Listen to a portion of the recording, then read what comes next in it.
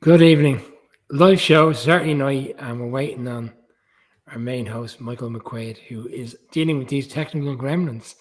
But Colin is here from a different location. By the looks of it, looks like he's ventured back to his hometown of Cork, and Mark has been busy at the groomers, I see. And guys, I know it hasn't happened yet, but it might happen on Monday evening. So I've whipped out the Odell Beckham jersey in case that waiver wire rocks down to 6 and the Giants take that 7.25 million hit. And Or if he gets through the waiver wires and then he joins the New England Patriots, Brian, and I get to say Odell Beckham Jr. with the New England Patriots. well, if that's the case, I've noticed there's a little bonfire still going on from last weekend, and I'll find that jersey can make us way over to there. Good evening, Michael. Hi, everybody. Welcome in.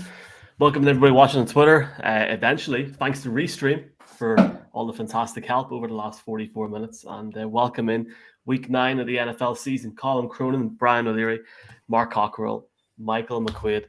Good to be back, boys. Everyone kept the ship going.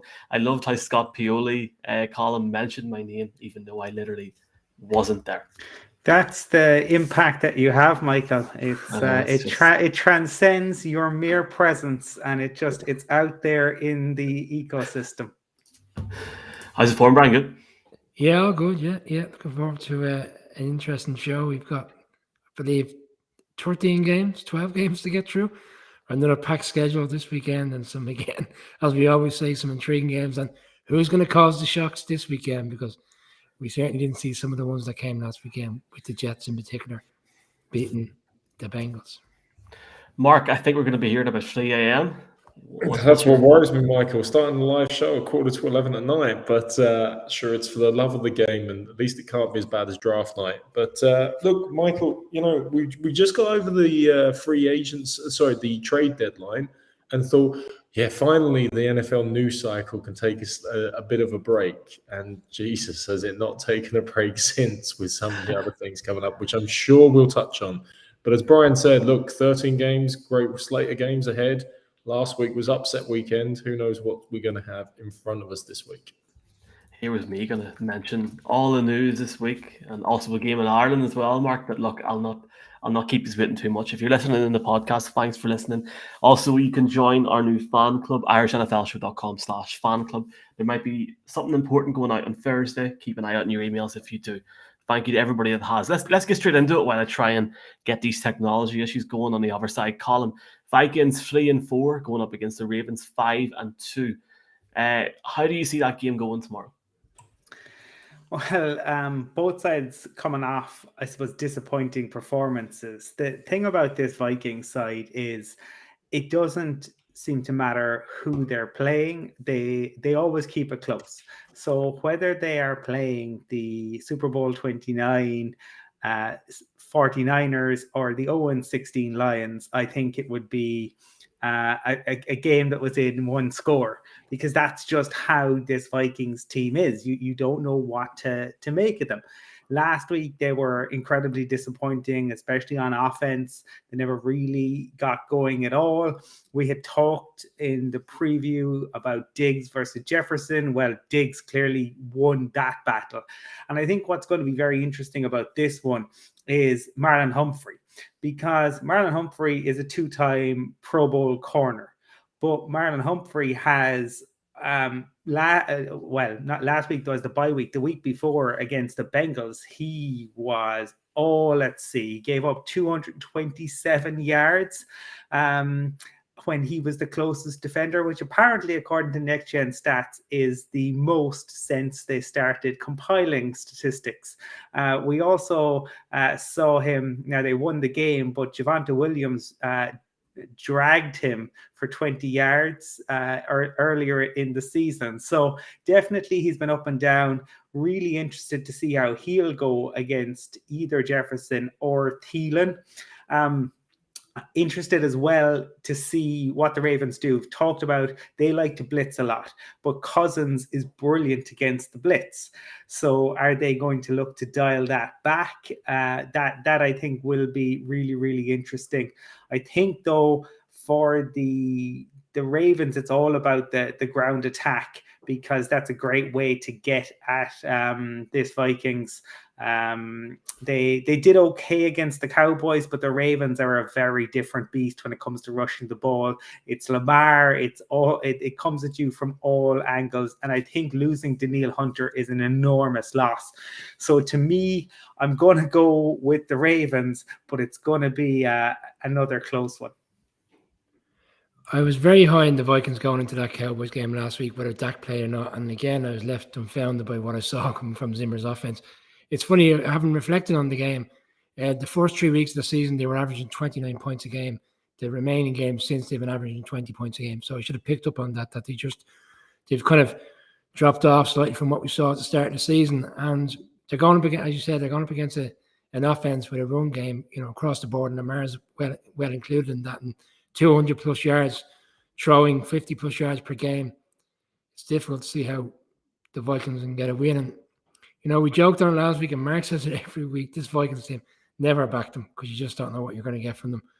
But I think I know what I'm going to get from them in this game. I'm going to get a team that will play well, stay in the game till the fourth quarter, and then the Ravens will pull away and win the game. The Ravens are going for 12 wins in a row against NFC teams. I don't see it changing. I think the Ravens will have enough. Well, you're talking about patterns there, Brian, and for the degenerate gamblers amongst us, Brian, Minnesota has actually has actually been on the over in their last 3 away games. They don't only just put up points, you allude to, but they give away a fair amount of points as well, which helps in terms of the over mark. You say that you can't see how they're going to win this. I'm going to give you 2 words.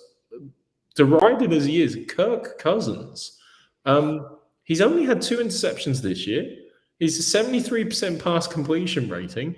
I mean, we always feel like Kirk Cousins is that, the guy's almost good enough to get you to a certain point. It's like, I don't know, a boyfriend you have for girls in their early 20s, but you're never going to marry him type of thing. It's only so good at a certain point. But the Vikings married him early on when they gave him the first ever fully guaranteed multi-year contract in the NFL. And we kind of went, oh, is this going to change the game for quarterbacks? Didn't really, but it also meant that he was uncuttable, untradeable, and immovable for the last while. So he can do it with Thielen, with Jefferson, with all the weapons they've got. But yes, Brian, I do always say it. You can never, ever bet on these Vikings one way or the other. Because even if we then bet on the Ravens, somehow they'll go, okay, well, we're going to turn up this week. We're going to wipe them out on offense. We're going to find a way to stop the run game. So, yeah, flip a coin, basically. For me, I do think the Ravens' run defense is going to be impossible to stop. I worry a little bit about their secondary, but we've worried about their secondary in other games where their running offense has actually been sufficient to carry the day. If the Vikings got a lead, early, 14-0, 21-0, and, the Ravens had to throw the ball a bit more, maybe that would be their path to success, as occurred for the Vikings in a couple of big wins earlier on this year. But I just can't see it. Ravens for me as well. Mark, you said Cousins can bring you to a certain point. Yeah, that point is probably the 5-yard line with 3 minutes to go against the Cowboys last week, and can't punch a touchdown in to win the game. So him or Lamar with 3 minutes to go to win a game for you. I think majority will pick Lamar. It's 10:51 p.m. Not feeling great. I haven't been on all week. I'm just going to pick the Ravens, boys. I just can't even start to talk about Mike Zimmer and the minutes with the Vikings. I'm going to pick the Ravens. I don't even think this will be close. But then again, I picked the Jets to win on Thursday night. So I think we'll just leave it at that. Let's see if this graphic works. It does. Game 2. Panthers hosting the Patriots. Both these teams 4-4. And obviously you get the second coming of Mac Jones. You get Sam Darnold. We don't really know what's going on there. Colin, what's your thoughts on this game? I think I do know what's going on with Sam Darnold. It's not going anywhere. It's he tried to get Robbie Anderson murdered last week. Like ridiculous. I mean, Brady has talked about how the owners should be on the QB to look after their offensive players. What he did with Robbie Anderson last week, he's lucky Robbie Anderson was slow getting up, because otherwise he could have gone straight for him. Darnold may not play in this game. He's past concussion protocol, but apparently he has a shoulder injury. Whether that's because he doesn't want to see ghosts again, I'm not sure. But Stephon Gilmore will be there, and this is probably a bigger revenge game for him. He's talked about it. So that's, I think, an interesting one. Christian McCaffrey has been activated, though whether he starts is a game time decision. What I would say is I expect both teams to endeavor to take the run game away from their opponent. And if you're asking me if both the teams were successful, do I back Mac Jones or do I back Sam Darnold or PJ Walker? Mac Jones all day, every day. He has proved that he is more than capable. I think he's been very good. He's performed the best of all the rookies, you would have to say. I know Trevor Lawrence has flashed, and I really like Trevor Lawrence, but consistency is Mac Jones, and that's what he does. The Panthers, one of their strong points is the pass rush, but the Patriots just don't give it up. And I think Matt Judon has 8 sacks, and the Panthers have given up 28. To me, I just think the hoodie has found a way by throwing a whole load of cash and finding a decent QB. But you'd have to say, while the Patriots defense isn't quite the Patriots defense of old, it's very good. And I think that they are going to 5-4. Very good indeed. Top 10 defense. In fact, 2 teams, despite the Panthers' drop-off over the past few weeks, kind of got it back together against an inconsistent Falcons team. 2 top 10 defenses. Panthers are winning games when they don't give up more than 14 points. That's the key point for them. That defense needs to step up. And you're asking me, similar enough, Colin, which defense do I trust more? I actually still trust the Patriots more. And I think having what we saw from them last week going into LA in a game that a lot of people didn't expect them to win, maybe with the exception of Mark Cochran, who picked the Patriots to win. Maybe that was hard overhead. But they seem to be moving in the right direction, as opposed to a Panthers team that I felt were on the slide. And they were fortunate last week they played again against a team. Like the last point I made about that Panthers game last week was, you just can't trust this Falcons team. And we saw it last week. Sam Darnold potentially not playing is a big factor in the game. Walker, who was in the XFL, will come in. He just doesn't look to, he doesn't look to it in the NFL.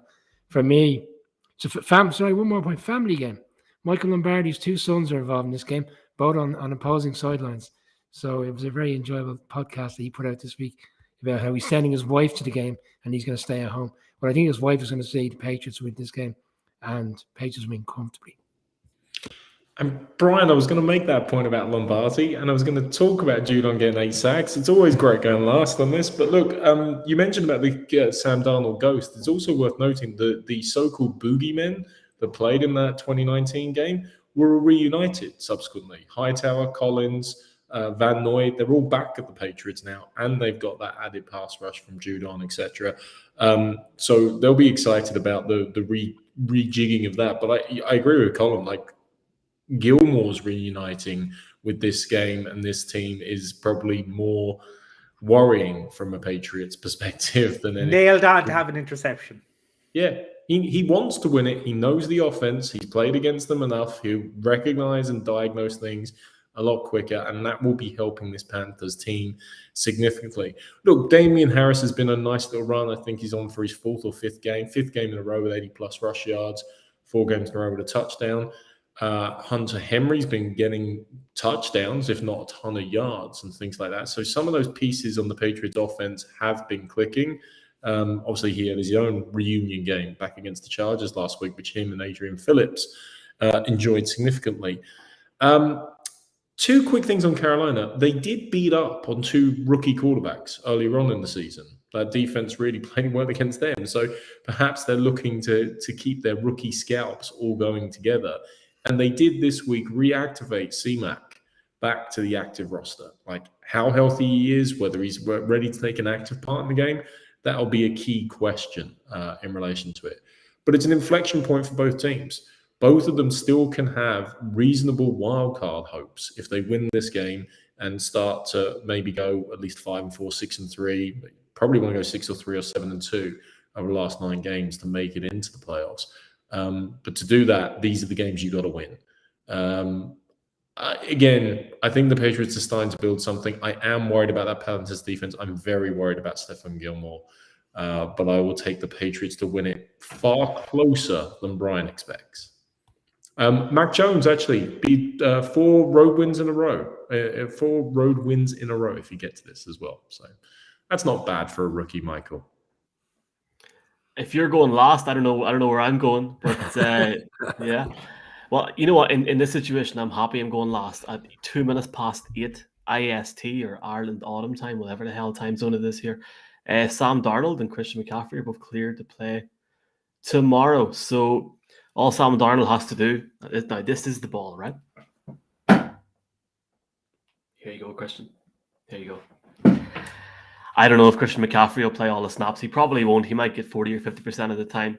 That plus a Gilmore factor gives me I don't want to jinx myself. It gives me a Panthers win by a field goal against what is looking now like a resurgent Patriots team. Be nice to see the Patriots lose tomorrow and go 4-5 and see what Big Bill has to say. And yeah, but yeah, Sam Darnold's been cleared to start per Schefter, so maybe it's a revenge game, like, you know, just in the sense of he wants to prove everybody wrong. I don't know. It's okay, right?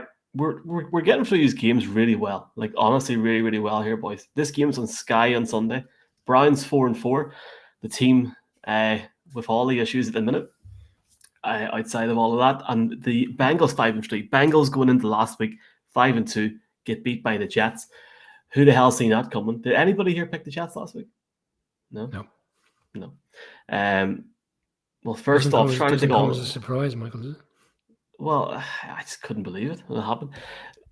Taking all that into account, who wins today? But Colin, it's been a crazy week for the Browns off the field as well, hasn't it? Yeah, look, it's probably been coming for some time, and all obviously came to a head. But it's a nightmare, I think, for the Browns, because I think it's kind of divided the dressing room. And there have been all sorts of stories this week. And Jarvis Landry came out and called Odell one of the best teammates ever. Read a good story on ESPN, which talked about the work that Odell had put into winning players around, going around sitting with different groups in the canteen, buying everybody sneakers, just going out of his way. Then obviously his dad puts up the video. Josh Johnson likes the video. He also says that he thinks that 99% of the guys would want him in the locker room. You've Steve Smith calling out Mayfield, saying he's not a very good QB, and that's the reason that Odell is moving on. It's not exactly ideal, especially when Baker is somebody who seems to spend so much time focused on social media and what people are saying. So it's going to be really interesting, right? This was the season where the Browns, we all talked about, they had such a great roster, and it was supposed to be set up. But it hasn't worked that way. I mean, they sit in 4-4, but they've been disappointing. And I saw a good tweet from Seth Walder, who we had on the show, who said the Browns have the highest pass block win rate in the league, yet Baker Mayfield has the 9.1% sack rate, third highest in the league. That's a bad number for the QB. And that really is. So this is, a contract year for Baker. This is generally when players go off. This is definitely in contract years was when Ryan Giggs used to play his best football for Manchester United. So last year, obviously, when Beckham went out with the knee injury, Baker suddenly improved. Now we're really going to see, because the chemistry that never existed, that's all gone. It's Baker's team. There's nobody dragging it down. It's up to Baker. And yet I say that, but I think it's going to be the ground attack that determines this, because I think that essentially what the Bengals are going to do is stack the box and dare Baker to beat them. The Browns don't have a deep ball game. They don't. There's nothing downfield really. So I think the Bengals were complacent last week. I think that's essentially what cost them. I don't think they will do that again. Certainly keep an eye on the number of sacks in this game. It could be quite high with Trey Hendrickson and Myles Garrett. But I'm going to say that a bad week gets worse for the Browns, and the Bengals get the victory to move to 6-3. Yeah, it's crazy to see all these stories coming out about Odell Beckham this week in the sense of players who are supporting him as opposed, as Collins alluded to, against players who are, I suppose, probably against him and are kind of siding towards Mayfield. I think you've got a combination of two situations. One, Beckham's not a good player in the locker room. He's frustrated. He's not getting the ball. And Mayfield isn't living up to the expectations of the quarterback that the Browns need. And as we keep discussing, this contract is going to be the make or break of this team in the long run. Personally, I just don't see how he can justify paying him that kind of money. And then for this game, it's an interesting. Joe Burrow last year against the Browns team, despite the losses, threw for 300 yards plus in both games and 3 touchdowns. So he's actually done reasonably well against pretty much the same defense that's played in both games.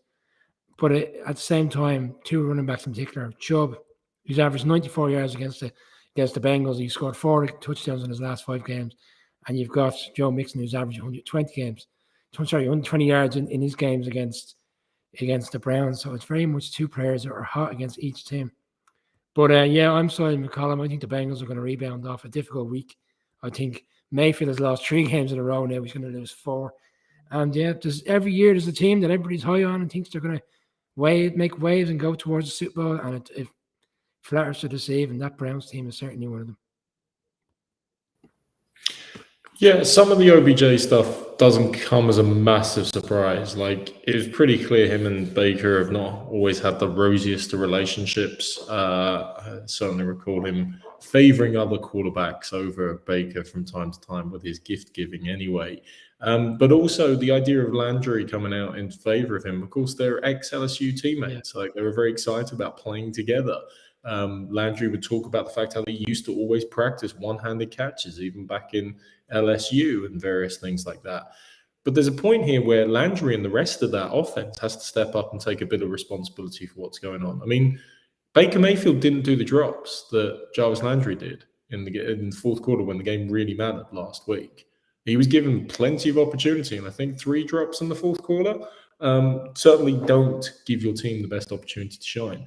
When David Njoku is your leading receiver on the season, that illustrates how limited a deep threat and how limited your wide receivers have been playing. I mean, yes, there's potentially some blame on the quarterback. I don't discount that. But this offense in the passing game has not been effective. It's all about the run. And that's what this game is going to come down to, strength versus strength. One of the best running teams, I mean, we talked about the Ravens earlier also, but one of the best running teams, we think of the 1-2 punch or 1-2-3. Thank you to Ernest Johnson for a great game on Thursday night earlier in the season, against a really, really strong run defense in the Bengals. If you're comparing passing games, there's no comparison. Joe Burrow and Jamar Chase have been an electric sideshow for the season so far, and have certainly entertained us. And look, entertainment could be what this game is about. Last year's game was 37-30. Baker Mayfield had 5 touchdowns in that game. God knows he could do with another game like that to certainly turn some of his critics the right way from where they've been. Overall, the OBJ piece it's done now. They've agreed the release. We'll find out exactly how they restructure the contract in due course, because, of course, if they reduced his contract down, it'll be even more available to other teams potentially trying to pick him up. But a lot will depend on what they've done in the outlying contract years and what they've got exactly in relation to offset language, etc. But sideshow for me, I'm with Colin. Bengals have the better team. Bengals should pull through, and they should keep that run game in check. 6-3. Thanks to everybody putting their comments in, both on Twitter and YouTube. We're going to try and roll through some of these games, and we'll try and read them out as well towards the end. There is one comment there saying, nothing will top Baker's face when OBJ brought Brady GOAT. Edition of his cleats just for him after the game. Baker's face was hilarious. That's from Sam Akora. Shout out to him, shout out to Charles, shout out to everyone watching on YouTube as well. Really appreciate it, folks. Patriots Feeder on Twitter as well. Appreciate the messages, folks. You were mentioning there that the Bengals should get it done, Mark. They should get it done, but it's the Bengals. I've been asked this week to not pick the Bengals from Bengals fans because I'm giving them serious grief because I picked them the last 4 weeks in a row. I was stunned with how they lost against New York last week. But just very quickly to make a point on this, from sort of, I guess, being off work this week and watching all the shows, Coward, Good Morning Football, etc., ESPN, and just on the whole OBJ situation, when you have to text your mate, LeBron James, and your daddy to get you out of a job, it's pathetic. He doesn't deserve to go anywhere else. I actually don't rate him that much anymore. I'm starting to think that Eli Manning made him look good, which is saying a lot. But I look, he will probably end up in LA or Tampa Bay on Monday evening. That's the problem for a start. Is he or was he the metaphorical cancer in this team? I think he was. Just from, I can't remember who it was. Was it D'Angelo Hall or somebody said it the other night that he's talked to so many players and what they've said about him, he literally sucks the life out of a dressing room. I'm taking Baker in this game, more so not because of the offensive threats that the Browns have, but because of Nick Chubb. I think Nick Chubb wins this game for the Browns. The Browns get their season back on track. And I pray to Jesus Christ of Nazareth that OBJ is getting on a flight for Detroit on Monday evening. Deserves it. I don't know why you'd want him, mate. Like, after what squeaky clean, D'Angelo all coming out and slating Odell Beckham. Jeez, the irony of the NFL. Players forget their careers very quickly when they go into the media world. He was a bloody nuisance for years. He's been great. He's been great. He's been great. Yeah, great media. If we get him on next week, now I'm going to have to play that.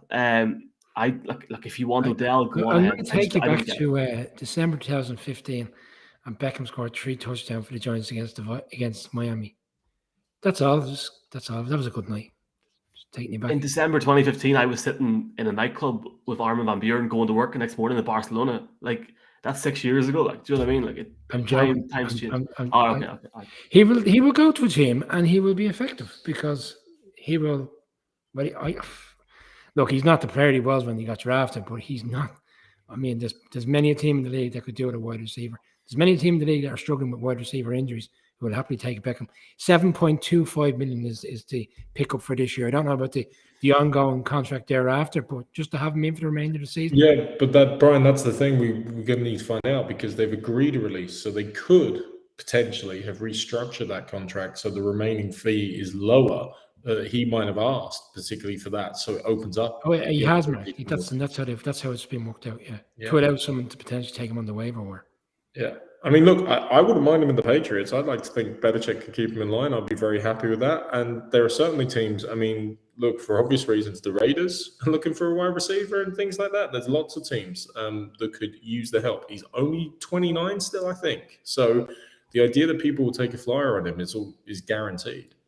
My understanding is nothing is guaranteed after this year, so which makes him incredibly attractive. Now there is a high salary, but I don't believe any of it's guaranteed. In that case, teams will definitely be willing to take a chance. That's just the nature of this league. Given what he has done in the past, and given that, as Brian and Mark have laid out, there are wide receiver needy teams. People who feel that his skill set could allow them to make a playoff run, there'll definitely be a market. Sorry, one team in the waiver wire needs one. Michael, I was just going to make a point. Sorry, I'm only tongue in cheek and I'm joking. I suppose the point I was making was some team will ultimately take a punt on him because they want to get to the promised lands, whether that's their expectation of the playoffs or potentially the Super Bowl. But he is difficult and he has caused trouble, and he caused a lot of trouble at the Giants, and a lot of Giants fans were always kind of siding with Beckham. And he got that big contract from the Giants. And then within a fortnight, he was on ESPN, if you recall, with Joshua Anderson. And he basically threw Eli under the bus. And Eli was the one guy who kept continuously supporting him. And then when he went to the Browns, he said, the Giants have sent me here to die. Well, he's probably on his deathbed at this stage. So we'll see who takes it up now. I would like the Giants to take him back if we could get him. Because we need a wide receiver. We've got no wide receivers. Michael, except for that Kenny Golladay, that really expensive free agent you took in free agency. And the guy they drafted. $2 million. Who was the guy they drafted again? Have you seen him? He's a fantastic player. He's a good player. He just can't stay on the field. It's the problem. Two really quick points, Michael, actually, one of which I've already forgotten, I think, but the other one was the comment we've got around the goat head cleats that were provided. One of the best bits about that, and that's what I was alluding to earlier, was the meme that came out afterwards, because Beckham is literally on the field handing these to Brady almost on bended knee, and Baker Mayfield's face is in the background looking at this exchange, and the meme line was very much, oh, why don't you go marry him if that's how you care about him? But it was, he didn't look impressed, definitely, at the time. I thought he was marrying the kick in there. The waiver wire is intriguing. That's all I'm going to say. He won't. I don't think he clears waivers. I think somebody picks him up very quickly. Detroit or the Giants. I think the Lions pick him up. I hope to God they do, because he deserves to go there, because he's clearly had a laugh in Cleveland. He's taken a very good Browns team and brought them down. As somebody that's worked somewhere before where there's somebody like that and they're bringing everybody there. Like he called LeBron, oh, could you get me, put something on Instagram? Come on. Come on. I wouldn't say he's taking them down because, sorry, Colin, he didn't play for large parts of last season. They made the playoffs. The struggles for this Browns this year has not been Odell Beckham. Yeah, and Michael, in the locker room, I mean. When he went to the Browns, they were still the factory of sadness. They weren't a good team. They weren't established. They weren't actually on the trajectory they are. I mean, Kevin Stefanski deserves obviously an awful lot of credit for that. But when he went to them, when that trade was consummated, it was almost like sending him to Siberia. It was, casting him into the seventh circle of hell. So I can't say that, Beckham has been dragging them down. He's been there for the ascension. And he was there long ago when they were down in the pits of despair in Mordor. Okay. Talking about the Siberia, the pits of despair, Mordor, the Denver Broncos have to travel to Dallas this weekend, 4-4 against the 6-1 Cowboys. Dak Prescott looks like he's coming back, Colin, and Cooper Rush. I keep forgetting all these guys' names. You got Mike White, Cooper Rush. The guys. What did his dad do again last week? Not there, yeah. Everyone see that? You were all in bed last Sunday night, yeah? No. We have no idea what you're actually doing, other than it looks like you're doing sit-ups while sitting down. Well, that's his dad was going like this, like whenever he scored the touchdown. Yeah, I know he was. His dad was a very on the internet, Mark. On the internet. The what now? The interweb. Yeah, okay. The interweb. Colin, who have you got ahead of this game on Sunday? The Broncos or the Cowboys? Michael, the Cowboys haven't beaten the Broncos since 1995. The Broncos have won 6 on the bounce, and in 3 of those games, they've put 40 points on the Dallas Cowboys.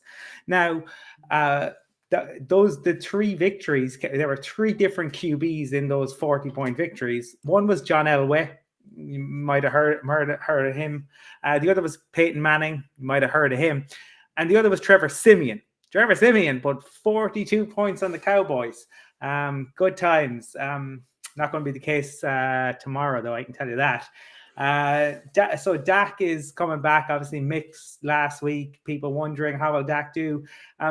Dak missed most of last year, missed the summer, threw for over 400 yards and 3 touchdowns against the Bucs. So Dak doesn't need a warm-up. I think that, in fact, the Chargers are the only team to stop Dak from throwing 3 touchdowns this season. So if Dak plays, the Broncos are in trouble. I would have to say very impressed by the Cowboys, who've dealt incredibly well with a litany of injuries. A lot of talk about the Broncos. Obviously, the Broncos do have a lot of injuries, a lot of players on IR. The Cowboys have more players on IR and more of their cap tied up in IR. And yet they sit at 6-1. So you've got to be impressed by the job that they're doing. 2 very in-demand coordinators. They've also been really creative on defense. They're missing DeMarcus Lawrence. Von Miller is gone. Actions speak louder than words. That tells you, I think, where George Payton thinks this team is going this year. And Garrett Bowles is out, but it's a really interesting stat from Joseph Mahoney, who said that according to Football Outsiders, the Broncos OL is 20th in run blocking and 27th in pass blocking. Now that amazes me because Broncos country would have you believe that Mike Munchak is the greatest. I know, Michael, you talk about QBs being the second coming. Broncos country would have you believe that Mike Munchak is the greatest OL coach that has ever existed in the history of the National Football League. And yes, he definitely turned Garrett Bowles around last year, but 20th in run blocking and 27th in pass blocking. It hasn't been good enough. It's not going to be good enough tomorrow. The Cowboys have scored 35 points in the last 8 home games that Dak has started. The Broncos are averaging 19.3 points this season. I would love to see the Broncos continue their streak. I just don't see it happening. The Cowboys go to 7-1 and the Broncos fall below 500. There's a mute button, Brian. We're back. Colin, you touched on the fact that they've won the last 6 games. And you know what? During the week, I was reminiscing and I took time out to watch a really entertaining game of a few years back. As you'll remember it well, you probably watched it, the one where Peyton Manning rolls into the end zone for the touchdown, where everybody else was in the scrimmage looking for the ball, and he was just wandered off. And I was thinking, geez, that was a really enjoyable game, and that was great because at the time, Cowboys were struggling, and the Giants fans wanted to see them beaten, and I want to see them beaten tomorrow, but the reality is it's not going to happen. This team, as you said, are putting up an average of 35 points a game, whilst the Broncos defense is reasonably solid and has played reasonably well this season. Probably not to the expectations that you would have thought at the start of the season. I can't see how they can live with them, and that comes down to the fact that whilst you have a lot of talent on offense, the right man isn't there controlling the wheels, and unfortunately Teddy's just, even at the expectations of Teddy for the season, I still don't think he's lived up to what he could be doing. And the Cowboys are going to win the Super Bowl this year, yeah, because the Atlanta Braves won the World Series in 1995, and the Cowboys won the Super Bowl. The last time they won it was in 1995. So shout out to Orlando. It's all boxed off, yeah. Oh, surely, Fred will be buying us a few pints if the Cowboys win the Super Bowl. I'll be strangling his neck. Hopefully in the Donovan in, but when it's reopened. No, for me, not to get away from this game, I think the spread, and from a betting perspective, with Matchbook having looked at it this week, 9.5 points. To me, that looks very plausible that the Cowboys will cover that. And Dak's back. He's free. He's had a week off. Fortunately for you guys, Cowboys to win comfortably. And Brian, when the Atlanta Braves won in '95, it was on a run of, I think, 4 World Series appearances in 5 years, of which they only took 1 off. I mean, the Cowboys were a bit more successful than that when they were there, but maybe it's meant to be. Maybe the Toronto Maple Leafs and the New York Jets will win their championships together in the same season next year as well, as they're long suffering in that regard. Mark, sorry, can I make a quick point? Can you imagine we're in LA, please God, and I'm there to witness the Cowboys win the Super Bowl? Oh, how fantastic would that be? Brian, the only thing better than that is me imagining being beside you for that and doing that. Well, please. That's all I can say. It's like how you never mention 18-1 to me ever. I can't imagine. But Colin summed up with some great stats there about Dak's performance at home, about the historical significance of this game. Unfortunately, history won't have anything to play. For me, the key principle on this is just what the Cowboys offense is doing currently. Like, it didn't miss too much of a beat, even with Cooper Rush. They're averaging 454 yards a game, comfortably leading in that regard in terms of the average points put up. I mean, as I said a few weeks ago, the Patriots only stuck with them because the Cowboys kept them in the game by messing up great red zone opportunities. With Dak back at the controls in the normal sense and the normal course of probabilities, I just don't see that happening, especially not in Jerry world. It's Cowboys. If it was up high and mile high, you might start to play with some things. Tyron Smith is likely out as well, but you've no Von Miller to take advantage of that. So for me, it's Cowboys all the way. thank you for that. And again, shout out to D Orlando for the Braves reference. I hope Atlanta's actually enjoying winning something for once after a few years ago. That must have been nice. Do you like that one, Mark? Yeah. There could be a couple of speeding tickets for the victory bus. I don't know if you've seen if you've seen the video of them flying through the local area. It's interesting. It's interesting. Have you seen it, Mark? No, it was good. Sorry, man. Try. Is that on the internet as well? Yeah, it is. Tickets for the Super Bowl are currently $6,500 on SeatGeek. If the Cowboys get to the Super Bowl, it'll be $20,000, no problem whatsoever. It'll be like whenever Liverpool were winning the league before COVID, they were talking about the Chelsea game or whatever. They were going for $3,000 or $4,000. This is different territory. If that happens, we'll not get to the Super Bowl, boys. And I'll publicly say that live on this show. So you may hope that doesn't happen. It will not happen if that happens. But they look really good. They look really, really good to the point where your man Rush could come in last week and still take this team over the line. I know the Vikings probably should have took their chances, but that's a sign of a good team. You get over the line even when you're at your worst. That's a sign of champions, boys. Let's just say it for a start. But it's Dallas, and they may mess up in a few weeks, but they will be going 7-1 on Sunday. There is no shadow of a doubt in my mind. What's the handicap? 13.5. 9.5. The mortgage, the kids, every penny you have, gentlemen, bet responsibly. Get it on the Dallas Cowboys minus 9.5. This could honestly be the largest scoreline deficit so far this season. What has happened in Denver over the last 4 to 5 weeks has been nothing short of an abomination. I'm not going to waste time talking about it. To trade away Von Miller and then not bother to get rid of anybody else for a bit more draft capital is alarming. And they're not in the rebuild, apparently. They won't score over 10 points in this game.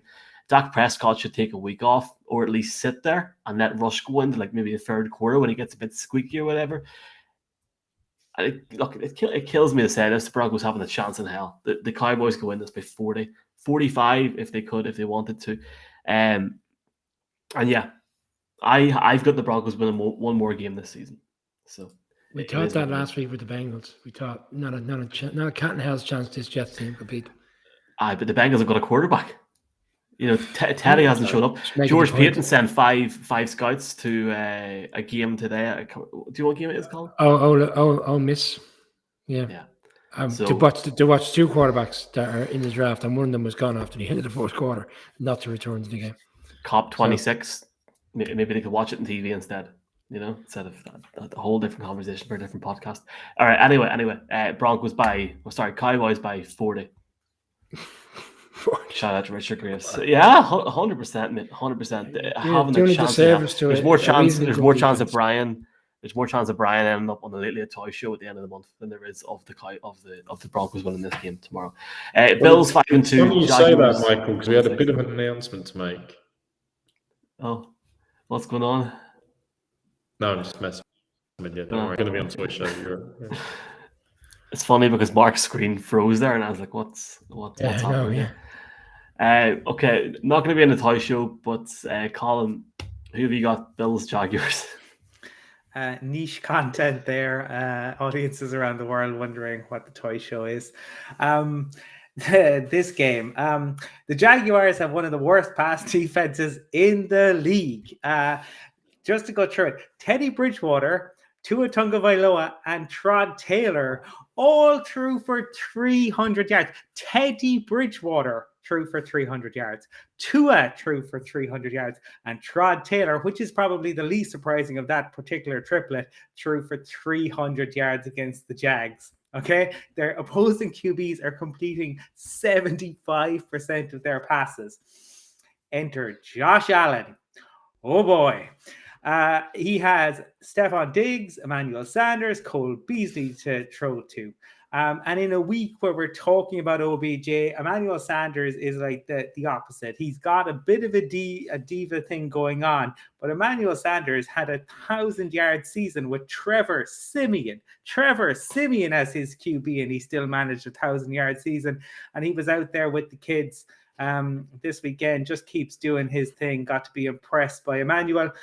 In terms of Trevor Lawrence, I really like, he's flashed. I think he's going to be very good. I think he needs a new head coach. But one of the issues he's had is with pressure. He's thrown 4 interceptions when pressurized, second most in the NFL. Well, guess who's really good at getting pressure on the QB? The only thing that can stop the Bills is the Manning cast curse. That I'm fascinated to see if that will be the thing that can stop them. The sooner the Jags can get rid of Urban Meyer, the better. This Bills defense has really stepped up this year. They've only given them 5 touchdowns, 5 passing touchdowns. The secondary has come together, which was a struggle last year, and it was a struggle in the championship game. So they really are going in the right direction, and they take care of every team they play with a record of 500 or below. Nobody's beaten them. No one's come close. And then in the last 10 games that they've won by, the last 12 games they've won by 10 or plus points. So not only are they winning games, they're winning games convincingly. And in this game, you're talking about games, 30, 40 points, Michael. This is right up there with one of those games. But it won't be, because the Bills will take the foot off the pedal come the third quarter, because they know there's bigger games and bigger fish ahead for them. And as well as Lawrence has played, and as well as good as he looks, it's a different league here, different gravy. Bills all the way. Bills. The handicap's 40.5 points. That says what the bookies think about it. So slaughterhouse. Bills all the way. I was going to mention the handicap. Brian kindly took care of that. I was going to mention about the Jags in recent games and the 300-yard streaks. Colin kindly took care of that. So I'm just going to leave you 2 key facts. The Bills at the moment are averaging 32.7 points per game. That's number 1 in the NFL overall. The Bills are also only giving up 15.6 points per game. That too is number 1 overall in the NFL. That's all you need to know in relation to this. The Jags are 1-6. 1-6, the one we saw in London, guys, by a 50-odd-yard field goal from a practice squad kicker in the most surreal circumstances possible. They are not a good side. The Bills are. It's very simple. The Bills are winning this game.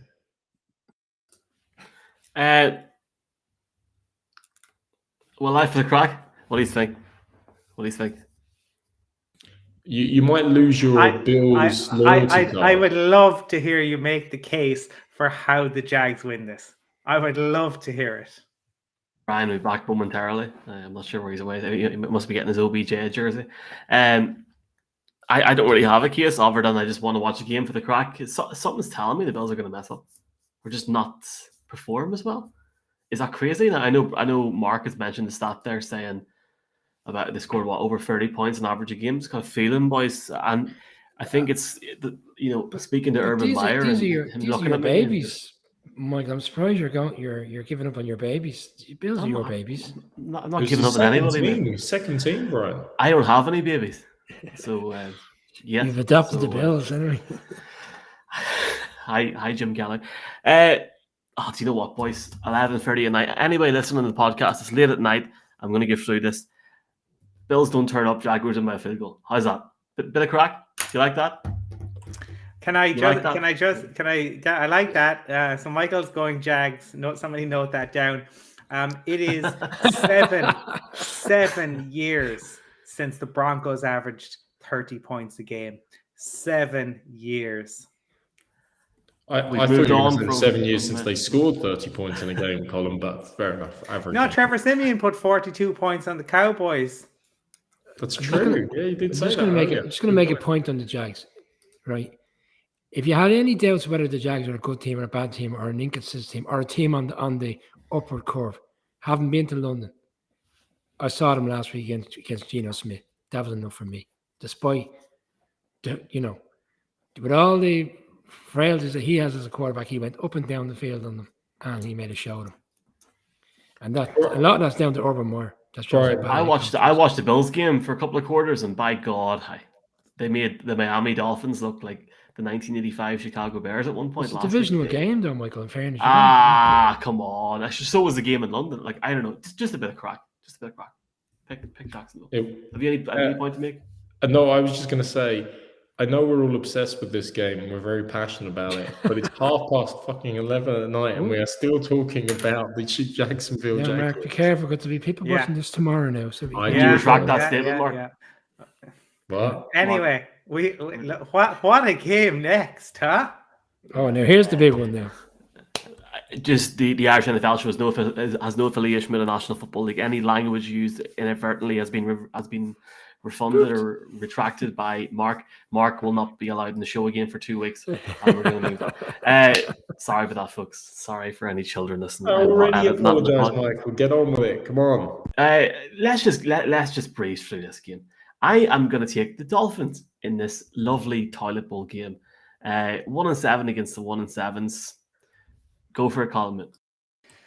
So Mark even alluded to it earlier, but we're all familiar with the phrase, the unstoppable force meets the immovable object, right?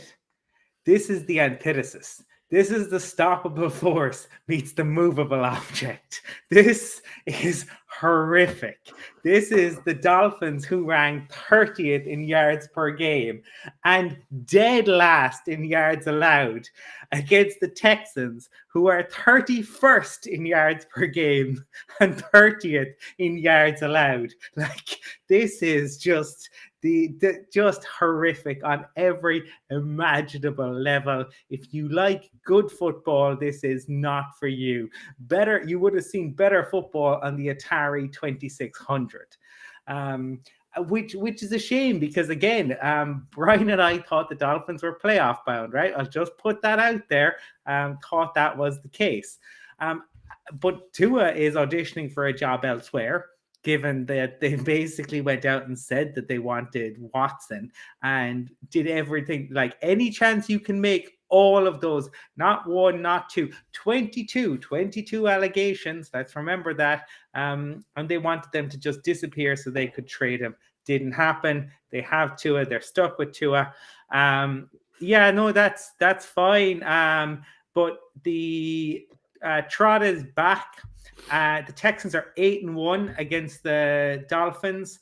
I ranted about the Texans, but in 7 games against the Dolphins, Trot completed 66% of his passes, 1,500 yards, 10 touchdowns, no interceptions. The Dolphins could not be worse. Everything that could possibly go wrong, apart from Damian Harris fumble, they wouldn't have a win. I am going to pick the Texans to win this game. I mean, what are you talking about, Colin? This is a really intriguing game in many ways. It really is, because you got to be 11:30 at night time. Texans at Dolphins. Colin was stolen my thunder. I was going to say, you think back to some better days for Texans because they'd beaten them 8 of the last 9 games. But this Texans team are a sorry state. 7 losses by 19 points or more. So even when they're in the game, they're blown out by the third quarter. Tyrod Taylor, for me, is the only reason why they can stay close in this game. You're looking for the banker the weekend. This Dolphins team are better than the record says. They've lost games they should have won. They're going to win this game comfortably. Tua is going to have a good day. Waddle, Kaczynski, too many talented players. We touched on it last week. They've got really good players. They've just found ways to lose games. They're similar to other teams in the league. So for me, it's not going to impact on the season in the long run. The only thing that's going to impact is where the Texans are picking in the draft, because the Dolphins pick has gone to the Eagles high up. Blowout. Dolphins. Colin, who are you picking again? Just to make sure, just to be picking. I am picking the Houston Texans, the 1-7 Houston Texans, who are a disgrace to the league, and everything that's associated with the franchise it could be disbanded and bulldozed tomorrow, and the world would be better for it. And I am still picking that franchise to beat the Miami Dolphins, who want to trade for a QB who should be banned, but Roger Goodell doesn't have the cojones to do it. But what are you talking about, Colin? Denver, solve your QB problems by starting John Elway. Like, what are you talking about? So stronger Sherbers in Cork tonight, I'll tell you. Right. I'm just going to sum this up in a couple of quick things. I mean, this to me is the Simon and Garfunkel's famous sound of silence going through my head, because it starts off with "Hello, darkness, my old friend." And from that, I think about Nietzsche, and he was saying, battle not monsters, lest ye become a monster yourself. And if you gaze into the abyss, recall that the abyss stares into you. The problem is, these two teams facing off, they don't know which one is the abyss and which one isn't, because they're both monumental abysses at the moment. They both have so much problems. Brian Flores is holding on to his job by the skin of his fingernails. And the Texans, as Colin said, are a embarrassment generally to society, I think, is the nicer way of saying what he's put out there. And they tried to sell any and all players they possibly could at the trade deadline. I'm with Brian. Dolphins, Waddle, Gesicki, Tua, just having enough. Okay, right, very quick. I just wanted to get that across. You've already given have you any? I call it. Have you any? Yes, I do. Because one thing, Houston is a great city. Really love Houston as a place. Have been there. Fantastic place. Fantastic people. Bum Phillips. Incredible legacy. But they need to sort out what is going on with that franchise. It's nothing against the fans. They deserve better. But they're still beating the Dolphins.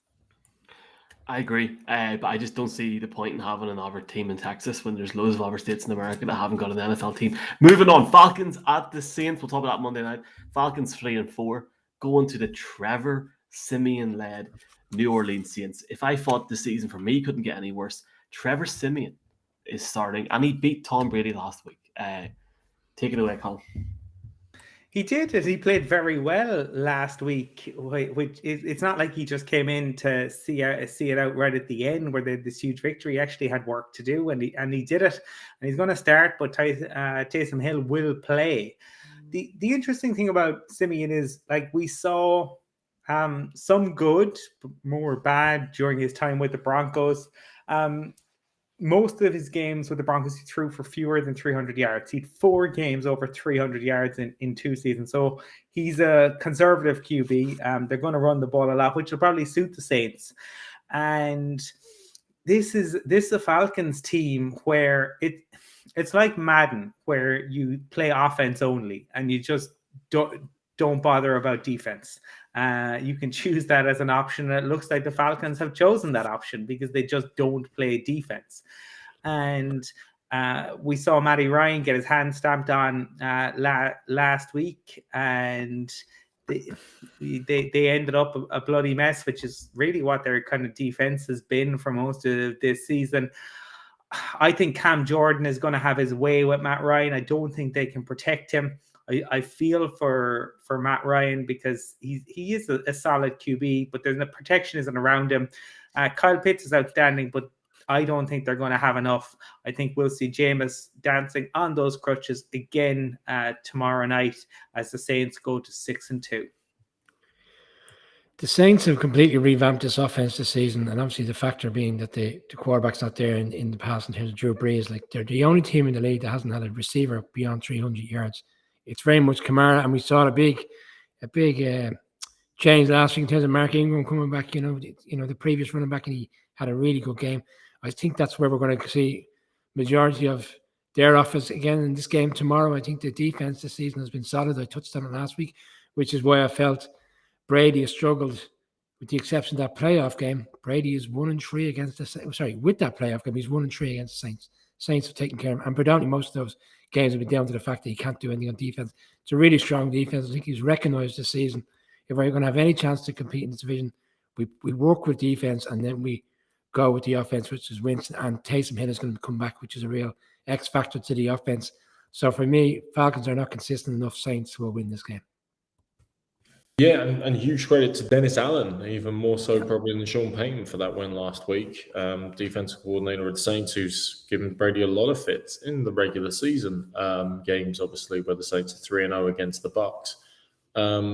Still, in my mind, won't be enough to really make that NFC South, a challenge. And if you're looking at it on paper, you go Trevor Simeon versus Matt Ryan. You know who you would take in that battle every single day of the week. However, look at what Matt Ryan did last week. When I said the Falcons had the chance to go to 500 for the first time since 2017, Matt Ryan came out and the Falcons offense came out and laid a duck's egg or a goose egg. What's the expression I wanted to say? I want to use another expression, Michael, but it's probably inappropriate for the podcast, so I won't use that. But he threw for only 146 yards. They obviously let the Panthers run all over them. And as the guys have alluded to, that's the way the Saints want to move the ball on you. Short yardage, a short passing game, running. Hopefully Taysom Hill with a bit of a Swiss Army knife will generate some things for them again. Obviously, Jameis Winston done for the year, although he is still able to dance on crutches, it seems, as he celebrated the game win last week. On balance, the Saints, but remember, like the Cowboys, like the Vikings, never bet on the Falcons or against them sometimes. But Saints for me, 6-2. I went to NFL kickoff in 2019, Broncos against the Bears. Flew in from Denver to Dallas, flew home to Dublin, was sitting in Dallas, Monday Night Football. It was Monday Night Football. Simeon did he break his leg? Was it for the Jets? Can't remember. It was really bad at the time. Anyway, I didn't think he'd play in the NFL again. He just came back in and he has really impressed me, boys. And Colin, I've wanted to do this for a long time. Simeon Toast Crunch, our friend Brandon Perna, the Saints will win this game. I'm really intrigued to see how Simeon's going to play. I think he might play the rest of the season with this team. I think he's underrated. And I think he fits the system that they're trying to play at the moment, which is very much rely on the run game. Don't passes off to wide receivers. Let them get the yards after catch. Nothing expansive down the field. He plays the model exactly as someone said during the week. Sean Payton loves him because he does what he tells him to do. Nothing else. That is a better option than Taysom Hill anyway. I think he's still injured, isn't he? Yeah. No, he's going to play. But again, this suits the Saints as well. They don't want Taysom Hill playing quarterback. They want to use him in that kind of, as Mark said, Swiss Army knife scenario. Put him in a quarterback, run the ball. He's more effective that way. The Saints offense is more effective that way. Like in the Saints defense as well. They're going to go 6-2 for me. Raiders at the Giants. Quiet week for both teams. No COVID, no off the field issues at all for both teams. Colin, who have you got in this game? So the Raiders 2020 draft class, Henry Ruggs released facing decades in prison. Damon Arnett now pictured with a gun. He's also benched, but very likely to be released in the not too distant future. They were their round 1 picks, okay, those two guys. Round 3, Lynn Bowden traded 0 snaps. Another round 3 pick, Brian Edwards, is actually a starting wide receiver. Another round 3 pick, Tanner Muse, cut 0 snaps. Round 4, Mick Robertson, benched. Round 4, John Simpson, backup. That was their 2020 draft. What a nightmare. It's incredible to watch the Raiders because it's all just been a disaster off the field, and yet they're 5-2 and they sit atop the AFC West, and they're certainly in with a chance in this game because Max Crosby is playing incredibly well, and up against Nate Solder, you'd have to say that's a worry if you're the Giants. Jones has been sacked 18 times. Crosby is having the season of his life. For the Giants, it's, I suppose, like they will be disappointed with the game against the Chiefs because it was there for them, but they didn't get it done. Their defense essentially played well enough to beat the Chiefs. They were let down by their offense. They couldn't get it done. I can see a way the Giants can win this, certainly. And for the Raiders, it's really what happens. Can they, in a similar fashion to the Gruden situation, coalesce and come together? I think they probably can, but I think this is one of the toughest games of the weekend to call. I'm going to go with the Raiders because the Giants are so beat up, but it wouldn't surprise me if the Giants were to win this game.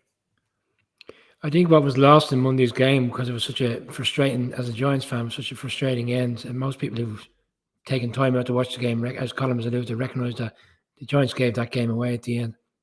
Intercepted Mahomes, intercepted him on the last drive and give up a City penalty, which would have won the game potentially. And they only gave the Chiefs 6 points in the second half, and people said, "Oh, but it's only the Chiefs because they're playing so poorly this season. But the week before it was only the Panthers, because the Panthers are not a good side. So I think people maybe just need to recognise the Giants defense has actually returned in 2 games consistently to what I expected to see. And I think it's going to continue. I think they'll play well this week. People are saying during the week, oh, well, the Raiders have reacted very well to the Gruden situation. They won the 2 games. Well, what people have forgotten is they actually lost the game immediately after the Gruden situation. They had a very disappointing performance against the Bears at home. And I'm gonna run with that. I think they're gonna come across to the east. They're not gonna be ready. And I think the Giants, it's a perfect game for the Giants. Giants do have some players coming back on offense. Not Barkley, unfortunately, but Golladay looks like he's going to play. And there's a couple of other players coming back which are key for the team. So for me, I think the Giants are going to cause the upset. And I kind of reflected in the betting aspect. The bookies aren't too sure on this because they're only giving the Giants a 3-point head start on the game. So for me, that's kind of says a lot. I think the Giants are going to win and right the wrongs of Monday night. I think, Brian, you're right. The Giants have started to get into a little bit of a consistent pattern. Daniel Jones has, the lightning rod for so much in New York has actually quietly had probably the most consistent 4-game stretch almost in his career so far. He is definitely not, being highlighted for making errors and turning over the ball, etc. In fact, he's making good decisions. He's getting the ball out quickly, and he hasn't had the vast amount of array of weapons that he might have expected to have. So that's very pleasing to see from a Giants side as well. Look, the Raiders obviously do have one major receiving threat still, as Colin rightly alluded to. They've had a bit of a storm on the wide receiver position, but Darren Waller's still there. And the matchup I'm looking forward to most is really going to be Waller probably against James Bradbury. There's very few tight ends that deserve your top corner being matched up against him. This is definitely one of them, and that's going to be a matchup that could go a long way to deciding this game. For me, one of the exciting things about the Raiders at the start of the season was that I felt that they had a really balanced offense. Josh Jacobs has obviously been injured for a while. He's just coming back to good health. He could make a big difference because, frankly, the Giants' run defense has been appalling. 4.4 yards being given up per carry on average, and that is actually where I think the Raiders could make hay in this particular game.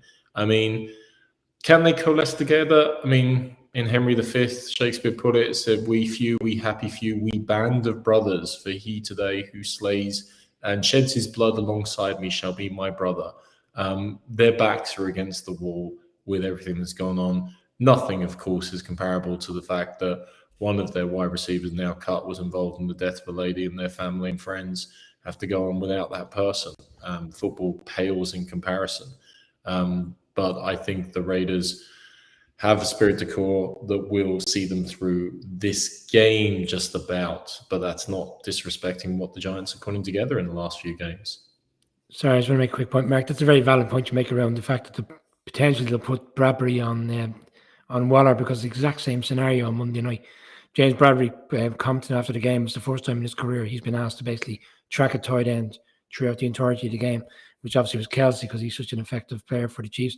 And he did a very good job on him. Kelsey was restricted for the whole game, give or take. And he also ripped out a fumble on Kelsey in the third quarter as well. So, different type of player. Waters on an upcoming player, I suppose, arguably he's still underage to a certain extent. But yeah, he's still, a lot of it goes through him for that Raiders offense. Yeah, I'm just realising I haven't been on all week, and apologies for that. Giants done real well Monday night, should have beat the Chiefs. Actually, sitting here now, I don't know how they didn't beat the Chiefs. The Chiefs are woeful, boys. Woeful. And we'll talk about that in a minute. It's been a very difficult week for the Raiders off field, obviously, in terms of what's going on there. Difficult week for the Giants with COVID, etc. Saquon Barkley not playing, but he's got an injury. I think he's had a couple of negative tests or whatever since. I'm actually going to take the Giants today, I guess nearly Sunday. I'm taking the Giants because I don't think Vegas are going to travel well to the East Coast. Any team from the West going to the East, especially what they've had to put up with this season, I just don't think they're going to come out and play. Maybe I'm going to be proved wrong. Maybe Derek Carr is going to have some sort of any given Sunday moment in the locker room tomorrow. But I'm taking the Giants. It'll be close enough. Field goal in it. And we'll see what happens. Okay. Thanks everybody who's watching, by the way, folks. Paul, thank you for the comment. And folks, thanks very much for everyone watching on Twitter as well. There's loads of comments coming in. We really appreciate it. Check out our fan club, irishnflshow.com/fan club. There's a pre-sale for something happening in Ireland. We may or may not send a link. There is also merch there as well. And there'll be a giveaway happening soon only for people to sign up to that. Let's see what happens. Chargers 4-3 at the Eagles 3-5. Disappointing defeat for the Chargers last week, Colin. Justin Herbert looked a bit shaky in that second half. Yeah, again, Bill Belichick worked his magic. Look, I have waved the pom-poms for the Eagles and for Jalen Hurts all season long. And last week, there was a lot of people were saying that they thought the Lions could get the first victory of the season. Well, the Eagles took care of that. Didn't even have to play Hurts for the end of the game. I genuinely think this is intriguing, right? Because for me, if the Chargers get off to a fast start, the Chargers win the game. But if the Chargers, because they'll force the Eagles to play catch up and throw the ball, the Eagles finally, and Nick Sirianni realized that they have to run the ball. You can't just put it all on Jalen Hurts. But if the Chargers don't get off to a fast start, I would expect the Eagles to basically roll out the same game plan from last week, because the Chargers are not good against the run, and just run. They had 46 run attempts last week, 236 yards, ate up the clock, just and added to that, they got to Goff 5 times, right? So they are keen to get to the QB, and the Chargers, they do give up sacks and they don't get sacks. So I think the Chargers should win this, but I think going across, like the Chargers seem just a little, and I really like the Chargers, but I would like to see the Chargers actually get Odell, because I think they need another option for Herbert. I don't think that Mike Williams or Keenan Allen are enough. I think they need to give him another option. And for that reason, I'm going to go for the Eagles to sneak this. Connor, you said a lot of things that I actually agree with for once, in particular on this Eagles team. But I'm not sold on them yet. I think it'll be a high-scoring game. I think it'll be close. I think what we've seen over the past 3 weeks, because of the Chargers running by, is the fact that at the start of the season, people were going, "Oh, look at Mike Williams." Nobody expected him to be such a deep threat. Well, we knew he'd be deep, but the player he's been and the potential he's got, and how Herbert and him have struck up a great relationship. And Keenan Allen was starting to gradually become the second receiver, where we've seen him for years being the first receiver. He's been taking over the game the past few weeks. The Ravens did it. The Patriots did it last week. The Patriots last week said, "Yeah, give it to Keenan Allen. All he's going to get is 10, 15 yards. Let them take their first downs." There's nothing there in the secondary that's going to expose us.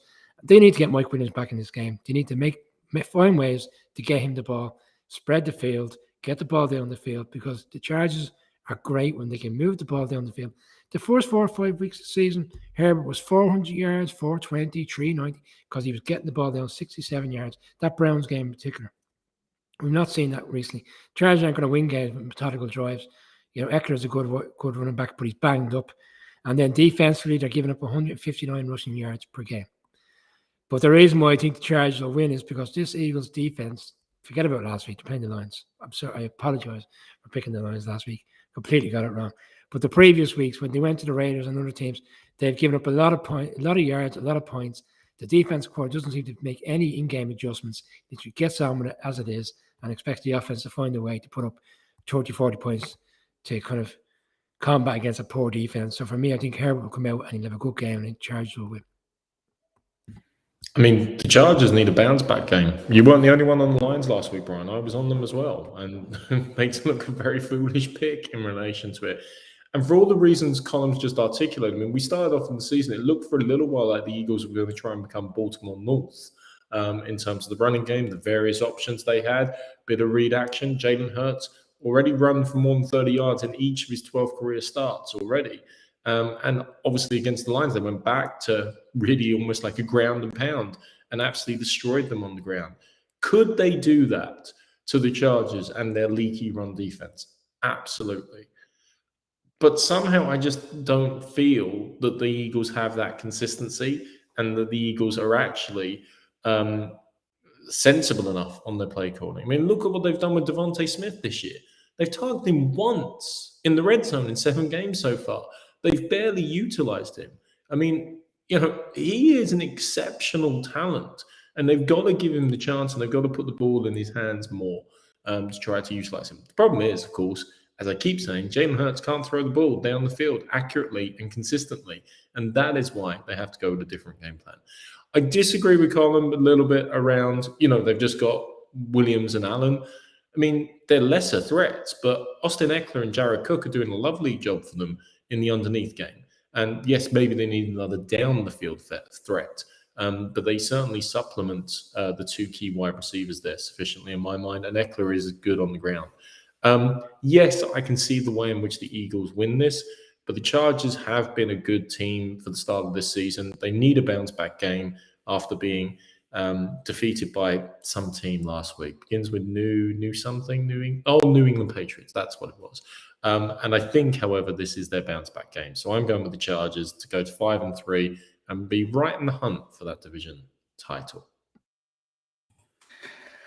I think when Bo Wolf was on with us, who's the Eagles beat writer from the Athletic, he made the point that there was the jury was still out in Philadelphia. Was Nick Sirianni, the issue? Was it Jalen Hurts? Who was holding who back? I would have to say that I think the last few weeks, Sirianni, I think, is a bigger issue. I still think there are questions around Jalen Hurts and whether he is a franchise QB. But I think Nick Sirianni and the way in which this team has gone through, they went through 5 carries, right, against the Cowboys. 5 attempts to rush it to 46 last week. Like, that's crazy. How can your players have any sort of consistency when they're going through that? That to me is a big issue. It definitely could go either way. I agree with Brian and Mark. I'm going to go with the Eagles. I think they're a fun team to watch, and they're the antithesis of my Broncos. Ready to rock. I'm presuming everybody here seen Sirianni's speech with a flower. Talking about the flower. I thought you were going to say a flower there. The flower would have been for Colin. It's his second. It's fast becoming his second team in the NFL, the Philadelphia Eagles. No, I mean, have you not seen it? It's a bit like whenever Joe Judge done that thing where he said, "Oh, he's not. He's." Oh yeah, of course. No, it's better than that. It is genius. I can't recommend it enough. It's probably the best thing I've seen this season. He basically talks about the process of a flower growing and evolving. It goes on, and it's so articulated. It's almost like Michael Scott in The Office when he says, "I'm going to start a sentence," and sometimes I don't know where I'm going. I always hope I get there, but when I find my way, they looked unbelievable last week, but it was Detroit. The thing for me, the Chargers lost last week because Justin Herbert threw 2 interceptions. I'm not going to talk about the team they were playing or any other factors there. That's why they lost the game last week, as far as I'm concerned. He lost the confidence. I think they would have scored more than 27 points if that hadn't happened. And it is what it is. I like this Eagles team. I think it will be closer. I like Nick Sirianni. I think he's good value. I know people in Philadelphia might not like him, but by God, I think he's good value. Boys, the NFC East is just, thank God for the NFC East. I'm going to take the Chargers to win this game. I don't want to see OBJ in Los Angeles. The reality is, as much as you like the NFC East, if the Eagles are to win tomorrow and the Patriots beat the Panthers, the Eagles are a wild card. Yeah, I'm saying it's good value. Sirianni's just good crack. If you haven't seen that, type in Sirianni flower in Google. It is probably the best thing you'll watch this season. I'm taking the Chargers. Michael, do you mind if I call out one thing? Because it's just gone, as we're recording this live, so anybody listening to the pod tomorrow, obviously apologise, but it's just literally gone past midnight. It's 1 minute past midnight. So For the next game we're going to look at, this is great news because for Green Bay Packers fans, it's now officially only 6 days left before your starting quarterback can actually enter your team facility again. So great news and progress for them. Provided he has no symptoms. Let's just leave it at that. Prayers to our Rodgers. Hope you feel good, man. Hope you feel good. Discuss the the Rodgers situation. I've nothing to say on it. To be honest, I think I just let people make their own decision. If you want to say something, go on ahead. But I've nothing to say. I have plenty to say, Michael, but you might get this taken down off Twitter if I share what I really feel about it. The floor is yours. Yeah. Tell you what, sure. If you want to talk about it, let's just go around to the crack call. We'll start with you, man.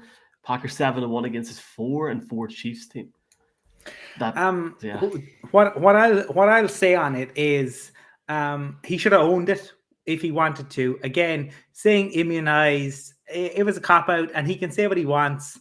But Carson Wentz owned it. Okay, and at least he did that. Aaron Rodgers didn't want to be ridiculed on Twitter, and so he didn't say it.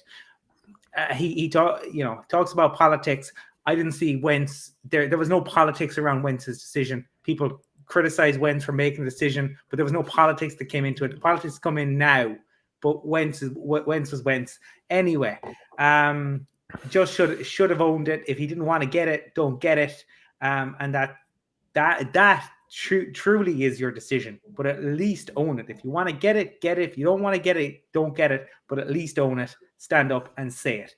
What's interesting to me, I suppose, is Andrew Brandt has been critical. In fairness, earlier in the week he wasn't, but he has been critical in the last few days. But he did say something interesting. He had tweeted that football-wise is the perfect storm for the Packers. They get to look at their future, Love, without a major injury to their present, Rodgers, with a huge cushion in the NFC North against a non-conference opponent with a subpar defense. Optimal. And that all of that is true.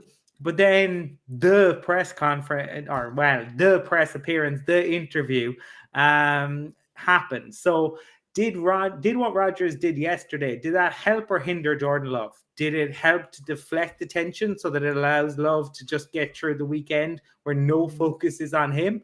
And before all of this had really blown up, I had seen a wonderful tweet from Kevin Clark who said, the Packers have 5 days to tell Jordan Love who Daniel Sorensen is, which I thought was perfect. And kind of gets to the actual football side of things. And yes, I'm sure that's exactly what Matt LaFleur has, is a big whiteboard with Daniel Sorensen on it and throw in his direction. I love taking you back to, we've talked about it before, 2020 divisional round, and the Chiefs are 24 points down to the Houston Texans, but they win that game by 20 points. That was the high point for the Texans, and they've free fall since then. The Chiefs were on the up and up ever kind of since then until that Super Bowl. But since then it's really fallen away, and it's been interesting to see teams kind of look to really, I suppose, neutralize Mahomes over the past year.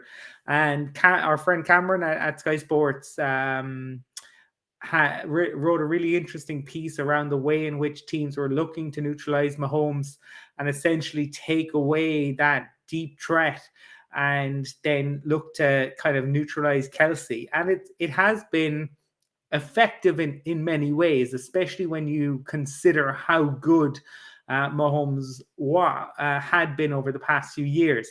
Now, what hasn't helped them has been their ill discipline.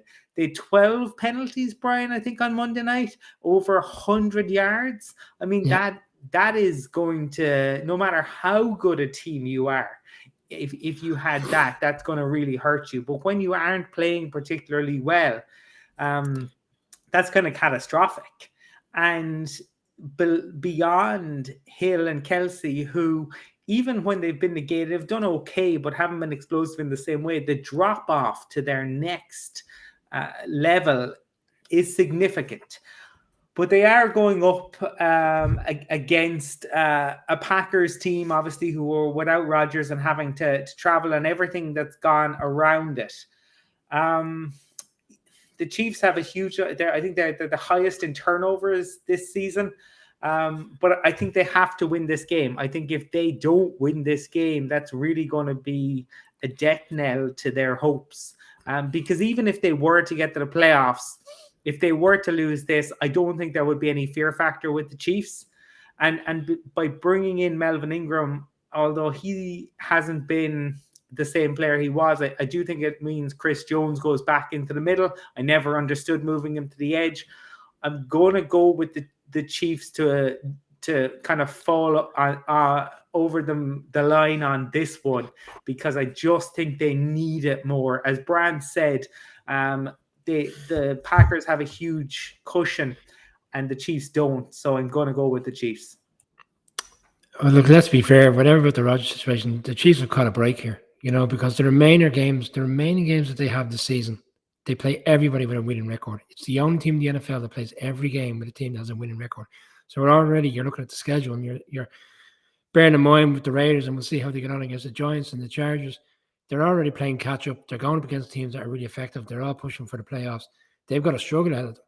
Mahomes hasn't thrown more touchdowns than interceptions. So he's thrown more interceptions than touchdowns in the last 4 games against the Packers defense that has had 9 interceptions, in the last 4 to 5 games.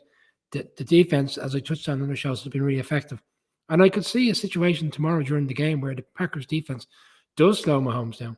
But I think we're in this situation where we don't know what we're getting now in Love. There was a lot of conversation during the offseason, if Rodgers was to move on, when Love was ready to step in. And a lot of people felt he wasn't. So it's a big ask for him to go in particular, in this game, in Arrowhead, and win this game. So for me, I think the Chiefs will win. And just on the Rodgers situation, not too dissimilar to what Colin has said. You didn't mention other quarterbacks, Colin, so I'm going to throw them out there. Lamar Jackson has been very open about the fact that he won't get vaccinated. He's had COVID twice, and he still won't get vaccinated. We criticised Kirk Cousins. He won't get vaccinated. And he had the shield around him, and he said he'll do his utmost to work with the team and the parameters around the league. And by all accounts, he does. And then also, during the week, we spoke with Stephen Holder, who was on the show previously from the Athletic, who said every time Carson Wentz comes into a press conference, he's wearing his mask. So they're the 3 marquee quarterbacks in the league that have come out publicly and said, I'm not getting the vaccine. You're right.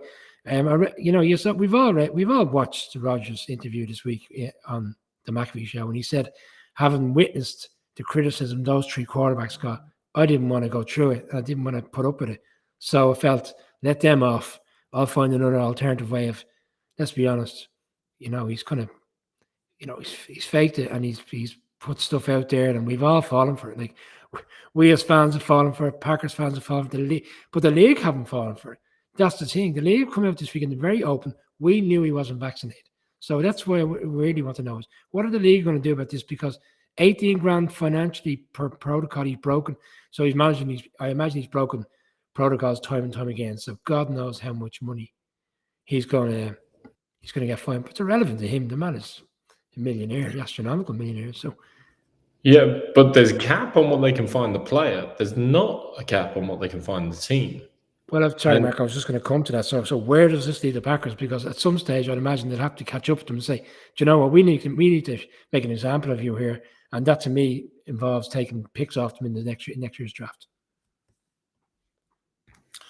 Yeah, and look, don't worry, guys. I got my hair cut, but it's great because now I'm fully immunized, and there's people out there that say you should have hair, but I'm not going to concede to that woke culture that try to put pressure on you to actually have hair, because I've read a load of stuff that I agree with, and that just backs up my philosophy. So I'm going to ignore the 99% of other material out there that says I should have hair, because that's just woke culture. That's just politics. And I got advice from Ross Kemp about this as well, because he's such an expert on healthcare. Oh, sorry, Joe Rogan, I meant to say. But, the thing that annoys me about the McAfee, how to articulate this in the kindest possible way. I fully agree with Aaron Rodgers and the idea that everyone has the right to bodily integrity and to make determinations about what they should or shouldn't put into their body. I also personally believe that Aaron Rodgers needs to open a history book and see what's happened in relation to smallpox, polio, and other such threats to civilization, where government-mandated vaccines or a statewide or nationwide vaccination program has actually saved millions of lives. I also believe when you get someone of Aaron Rodgers' stature that stands up there and gives an interview where he relies upon basic stupidity and logistical tautology backing up his facts of anything that stays in his favor, he's going to rely upon, and he's going to ignore the basic science, basic mathematics, and everything else that is contrary to his particular viewpoint, and floats out lines like, well, I started to get concerned about sterility, so I decided I didn't want it. Oh, well, I was deciding about this, so I didn't want to get it. Oh, I'm allergic to one of the ingredients, and who knows what people are allergic to. And then blaming everything on woke culture. And again, turning the matter of national healthcare, whether you're in USA, Ireland, wherever you are in the world, this is not a political matter. And stop turning it into political football. Aaron Rodgers yesterday killed people. Full stop. He killed people because there are people because of that will not get the vaccine, will not get the boosters, and they will die from it. And that to me is absolutely reprehensible. You're not a scientist. You're barely an intelligent individual. Shut up and do what you need to do. I mean, if he doesn't want to get it and he wants to let his team down, doesn't want to be a leader, as we said about Kirk Cousins, we said about Carson Wentz, that's his decision. That's fine. But don't try to defend it with quasi-intellectual argumentation, with nonsensical science and spoofery, and this whole idea that I'm immunized and I have special antibodies. Get a grip, basically. In terms of the game, the Chiefs have been appalling, -11 on the turnover difference. Mahomes, I still think he's going to get it back on track, but he's going against a tough Packers defense. And obviously, we're all interested to see what Jordan Love has to bring to the party. And, you know, he's probably going to be the Packers quarterback in the future, given that Rodgers' last diva outbursts, etc. So I'm going to take the Chiefs in the game. But frankly, Aaron Rodgers can go to hell. I was just going to make one final point, Michael. I know you're going to give your pick now, but ultimately in the long run, this is going to impact on the team and their potential opportunity to go to the Super Bowl, because we're all, I assume we're all going to pick the Chiefs, and you know, if they lose tomorrow. Sorry, Packers lose in this game tomorrow, they're back to 2 losses, and it's a competitive race for that 4 seed. And ultimately, you know, him not playing in this game, like I was picking the Packers all week long before all this came out, and I imagine most people would, because the Chiefs have been so inconsistent.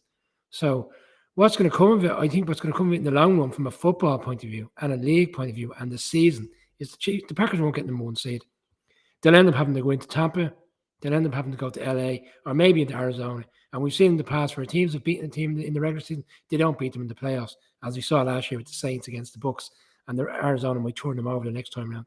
So I think it'll cost the team in the long run, and they won't make the Super Bowl because of this. And I picked the Packers to go to the Super Bowl, but I think in the end, this will cause too much disruption, and they'll end up not making the Super Bowl.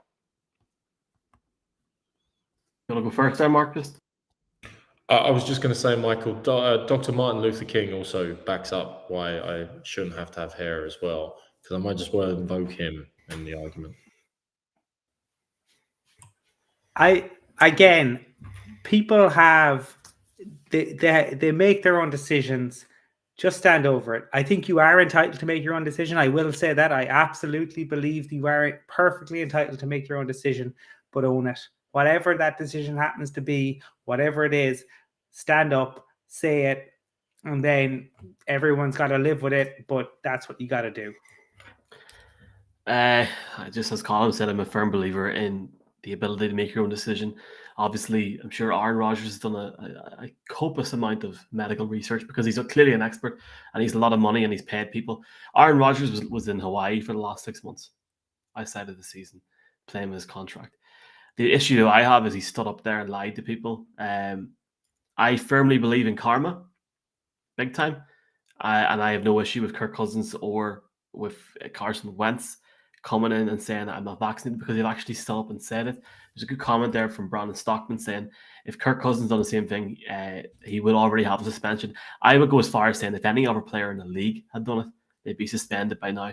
I am a firm believer in karma. There is no guarantee that Aaron Rodgers will play next week. And how ironic would it be if Jordan Love balls out against the Kansas City Chiefs? How ironic would it be? And I'm picking the Packers because I'll tell you why, boys. Forget about Aaron Rodgers. The Chiefs, lads, the Giants put up 17 points in them and they only beat them by 3. The Giants should have won that game. The Titans destroyed them. Like, we need to go on. Philly scored 30 against them. The Bills scored 38 against them. They're not good enough. They're not good enough. They're lucky they've got a couple of, they're lucky the Broncos in the AFC West. Seriously, lads. Even if Jordan Love doesn't play that well, he's got Aaron Jones. He's got a few options either side of him. I'm taking the Packers. I think Jordan Love is sitting and he's laughing. We've seen the press conference today. Yes, I'm vaccinated. He is thinking happy days. Here it is. Packers, genuinely, I was picking them all week. I was just going to say two final points on this. Rodgers can't return until Saturday of next week. And they play the Seattle Seahawks next Sunday. And I know the Seattle Seahawks have gone off the cliff slightly, but it's speculated, and I don't think it's confirmed yet because we're not sure, but Wilson may be back for that game. So that's a different situation. If that's Wilson and the Seahawks going in there and he's only had a day to prepare, he'd probably come out and he'd ball out and everybody was saying, and like Colin said at the start of the season, sure, we had a season last year where there was no off season and Brady still went and won a Super Bowl. So Rodgers next week probably doesn't need to be with the team all week long. And then I think over the next few weeks, you'll find teams that are disgusted by what's happened because players are in the league, they probably look at this from the same light as we're looking at, and other fans and other thing, media, and say, I'm not happy the way Rodgers has gone about this. He's underhanded. He's, deceitful.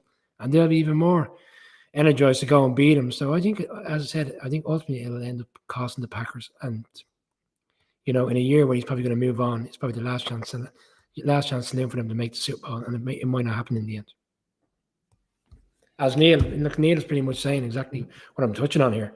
I think ultimately in the long run it'll impact on the Packers. And he might have to present Jeopardy from now on, if that is the case. One final point, because Tom Brady was right. COVID is having a bigger impact this year than it had last year. Mark, could be something you want to say?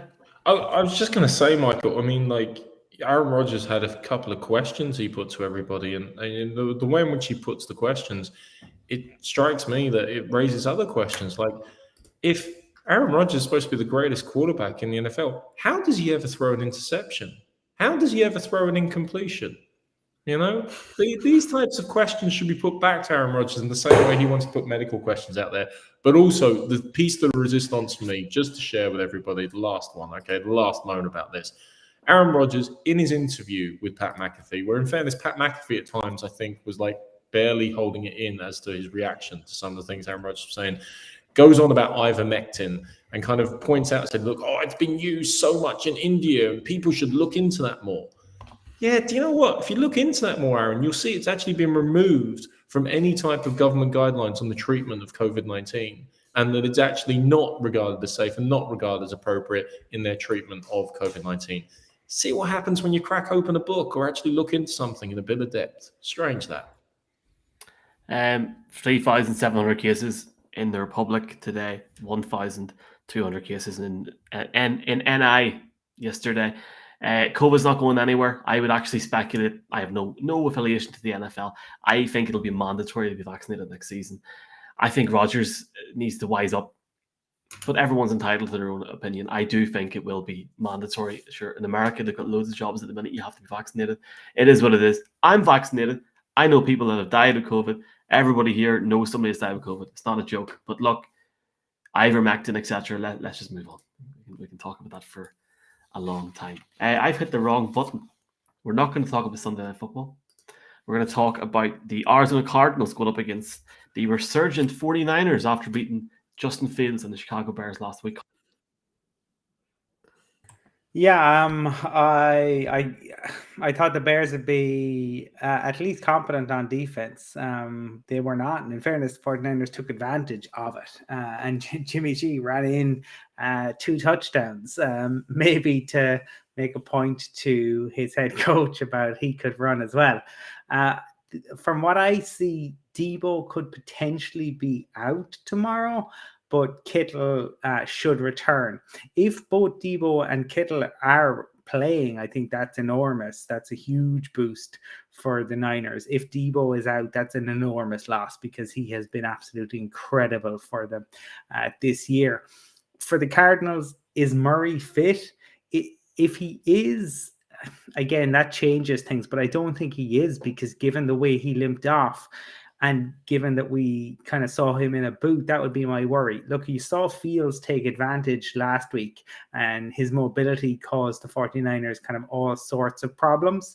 So if Murray was fit, I think he'd be able to take advantage of that. The Cards defense has been playing really well. We talked about Vance Joseph being in the run for a head coach gig on the back of it, but the Packers were able to run on them. And if there's a team that can run on you, I imagine that the 49ers are certainly one of the teams that are up there. The Ravens might be ahead of them. The Colts, given Jonathan Taylor's form, and we'll talk more about that maybe on Monday, but the 49ers can run on you. That said, the Cards could be sitting at 8-0 if AJ Green hadn't lost his bearings in the last second. I saw a tweet that talked about the moment AJ Green decides to retire just before the final snap is taken. And Zach Ertz has been very good in his first 2 games. I'm torn on this, but I'm going to say Nick Bosa ruins Kyler Murray's afternoon, because I don't think Kyler Murray is fit. And I'm going to say that the 49ers get back to 500.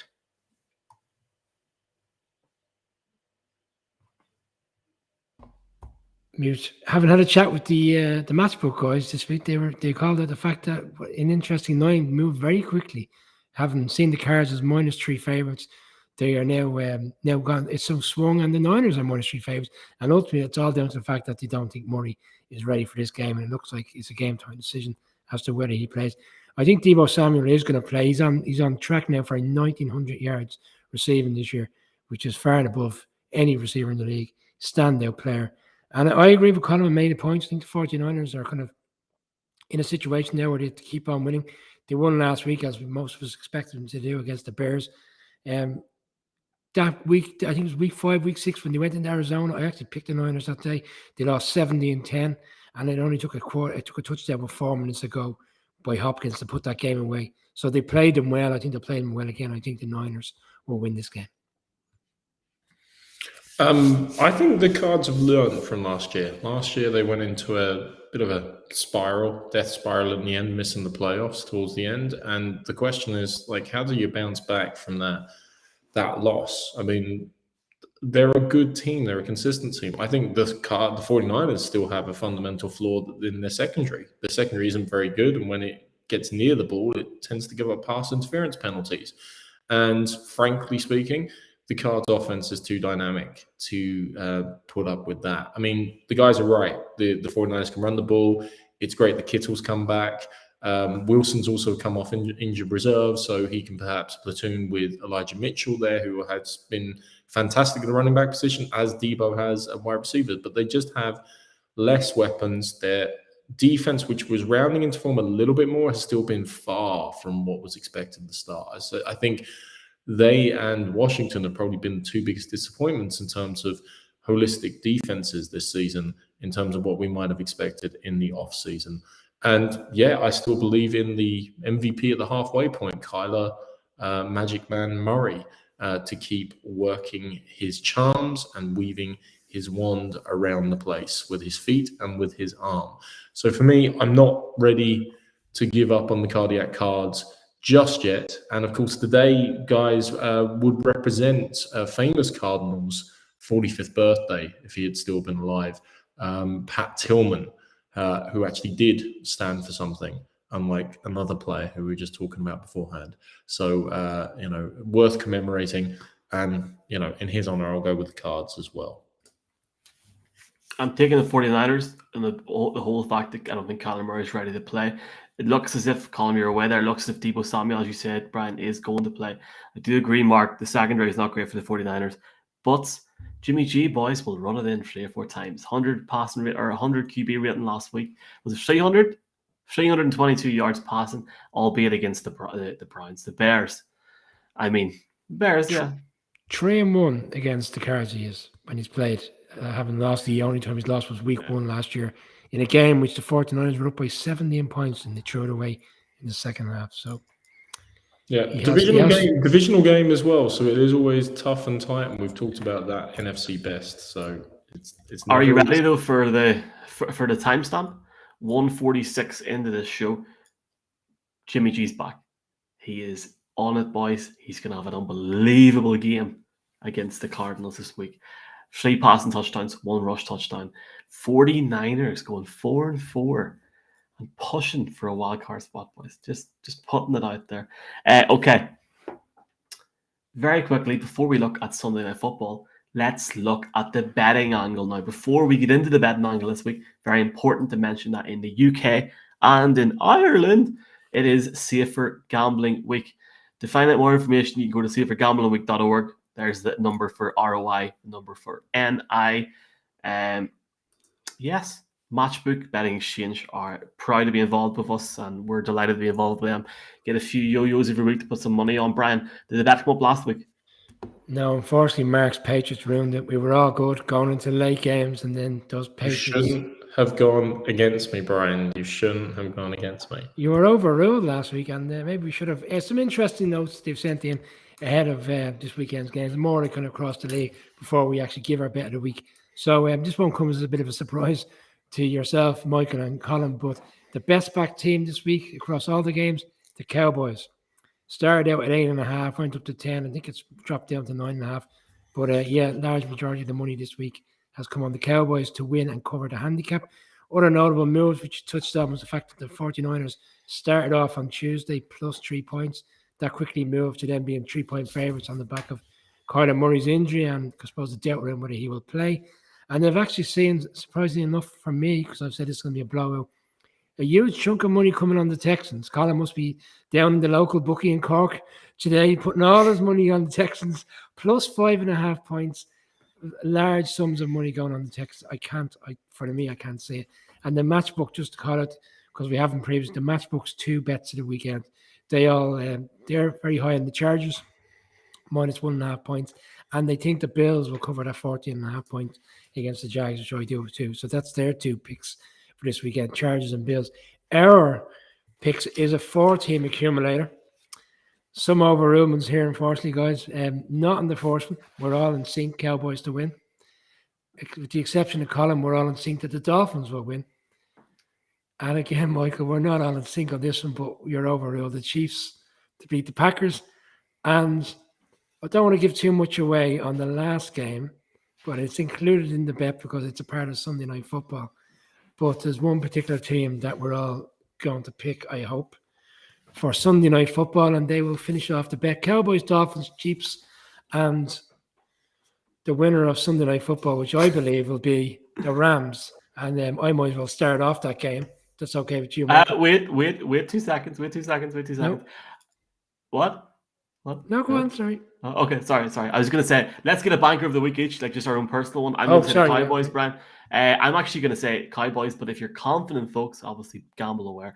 I take the Cowboys minus 14.5, which means they'd have to win by 15 points to win that bet against the Broncos. Colin, I know you're not a betting man, but who's your banker of the week in terms of a team to win a game, do you think?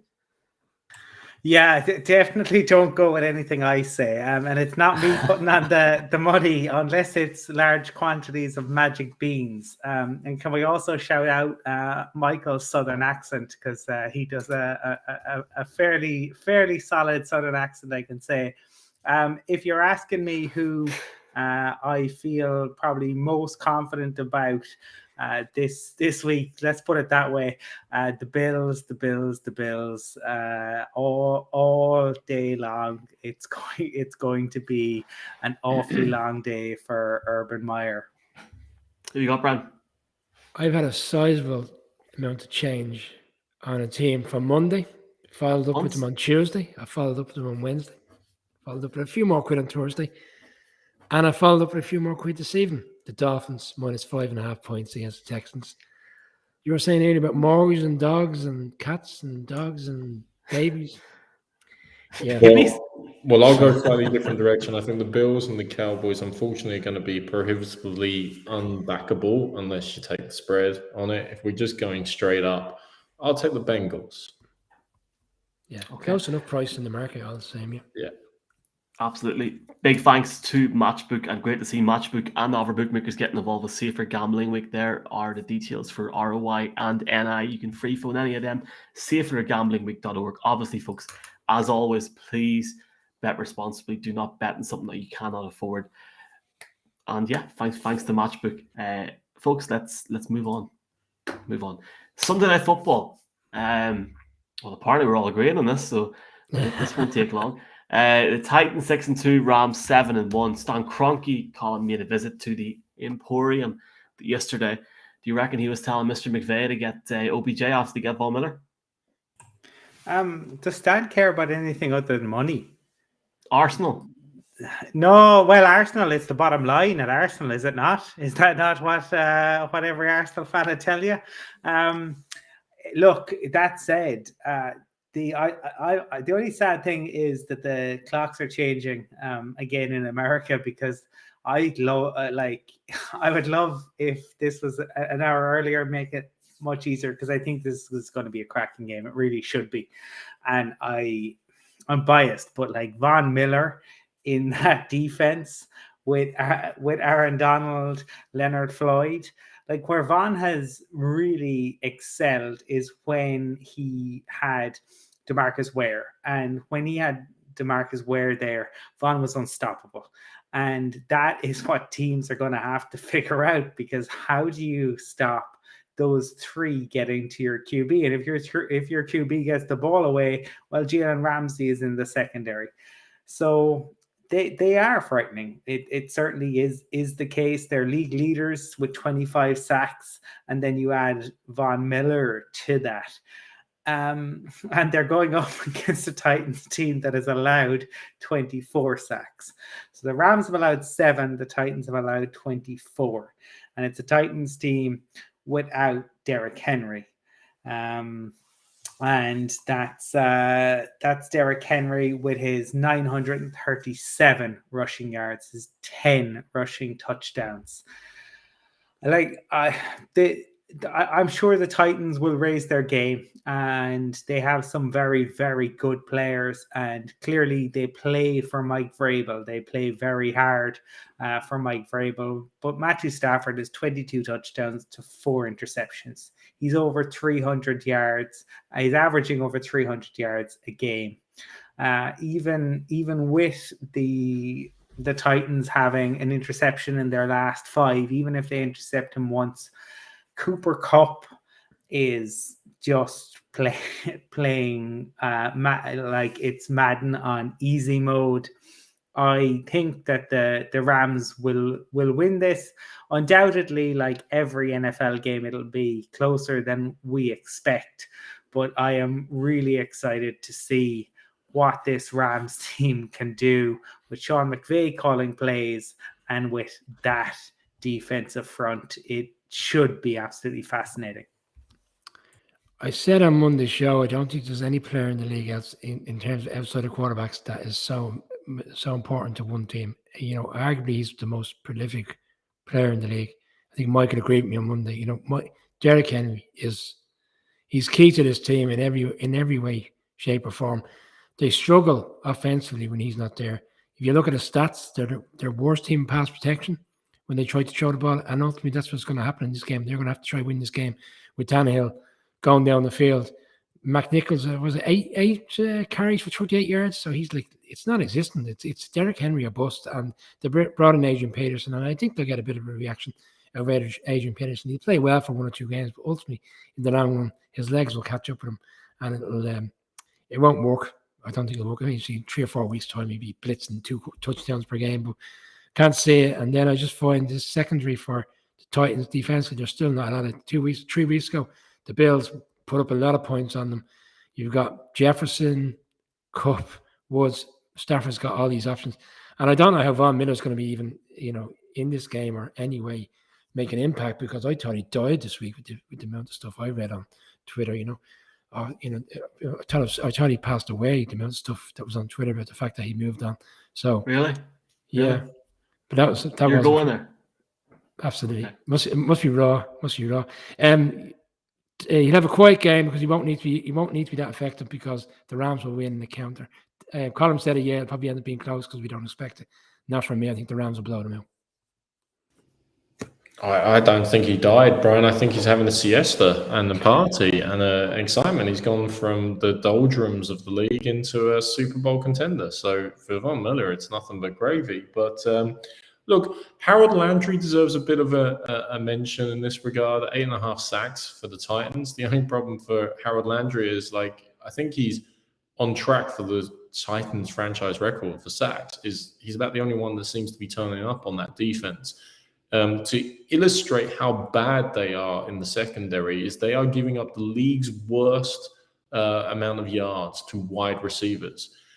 You wouldn't think that's a problem, except the fact they're going up against the Rams, who are getting the most yards from their wide receivers in the league out of any of the teams altogether. And obviously Cooper Kupp being such a key part of that. I mean, whatever happened with Cooper? It's turned into such a cool name, like Cooper Rush, Cooper Kupp, Cooper Manning. Surely he'll make an appearance on Eli and Peyton's show. Or in the stands for the third generation Manning, obviously coming through the ranks. Who can run? They have created a Manning who can run. People should be terrified. Can you imagine the hype for that draft? Sorry, Mark. Can you imagine that draft when it comes around? The hype leading up to when he's picked. Good golly. Was it the T2000? I'm trying to think. Robert Patrick in Terminator 2. That's what they've created. It's an evolution on the original. It truly is the next step. What could you add to a Manning? Legs. And my God, it looks like Arch has them. Yeah, Arch Manning, for anybody watching, his high school games are being televised. He's going to be the number 1 recruited quarterback in the country. Does he go to Tennessee like his famous uncles, or where does he go will be closely monitored. As a Broncos fan, Arch is playing the best QB play that I've seen in 5 years at high school. The only downside of all of this is obviously the Rams with their move for Von Miller. There is all in and there is all in. I mean, it's sad to announce to the audience. Obviously, we had Sean McVay lined up to come on for 5 minutes tonight and talk to us, but unfortunately, he was too busy trading his 2025 picks to be able to join us this evening. I mean, if this doesn't work for the Rams, it's going to be 10 years almost before they have a number 1 pick and a number 2 pick. It's a different method of team building. It seems to be working for them. And God knows, if you said to somebody at any point in the last even 10 years, hey, I've got this idea of having Aaron Donald and Von Miller in the same team. Quarterbacks, be afraid. Be very, very afraid. Rams on this all day, every day. Even with all day on the other side. All day, every day, the Rams. Yeah, taking all your draft picks and getting into a win now strategy. It's a bold strategy, Cotton. Let's see how it plays out for them. Look, I like what they're doing. But if you look at their team, they've brought in so many guys. They still have that core there where I honestly, boys, they're doing it right. I actually think they're doing it right. Time will tell. I'm still picking the right. Okay, let's just get this out of here very quickly. I'm picking the Rams to get to the Super Bowl in LA. I think as of right now, they will win the Super Bowl in LA. They've got a great team. But did you watch the Colts against the Titans last week? The way that Tennessee came back into that game, even with Henry being injured, was admirable. And there's one factor that we haven't even considered yet. And we talked about Derrick Henry coming into this game. Sorry, not being in this game because he's injured out for the season by the looks of it. God willing, he's not, as a neutral NFL fan. But bringing in this guy, boys. When the 15 runs, you're coming out. Adrian Peterson. I'm ready to roll back the clock. I'm ready to roll back the clock. I can't wait to see what happens. The Titans, nobody's really giving them a chance. I'm going to take Adrian Peterson to rush for 95 yards with a touchdown, and the Titans shock the Rams 6-2. The Titans 6-2, boys. They have a chance against the Rams in SoFi. I'm picking the Titans to win Sunday Night Football. Ryan Tannehill's going to do well. When you can AJ Brown and Julio on that defense, of course they've got a chance. The Rams don't score any more than 18 points. Number 5 all-time in NFL yards. I think number 4 all-time in rushing touchdowns. He needs like 100 more to get to 4. What's that? He only needs like 100 more yards to get to 4 or something. Yeah. The only problem for everybody is it's not, it's the multiples of 7. It's not 2007. It's not 2014 even. It's 2021, and there's too many years and miles on the clock. It makes for a great game. In fairness, it's for Sunday Night Football. Colin made a great point. You wish it was last week's one, because last week's one was a disaster. We don't get very great opportunities where the clock works in our favor for a 12 game to start, and it'd be the Vikings Cowboys. You're expecting so much for it to be such a disappointing game. I don't think this game tomorrow night will be the case. I think it'll be exciting enough. And then Monday night's game would be exciting, won't it? Bears Steelers. Very exciting. The last thing I'll say, Brian, is the Titans' last win had King Henry on the field was 2015. When was Henry drafted? 2016. So I'm putting it all out. The Rams are going to get beat against the Rams will go 7-2, and they'll still fly through it, boys. Don't worry. We're going to finish off this show with a small bit of news. Well, it's not really a small bit of news because it's some really, really important news for the growth of the game on the island of Ireland. Here is the announcement. Estimated crowd of 45,000 here at Croke Park in Dublin under the lights to cheer on Navy and Notre Dame. From the 5, Hollis rolling left. He's got a man wide open. Kriplevich, the tight end, touchdown. With you live from Dublin in Aviva Stadium. Touchdown Notre Dame, Theo Riddick.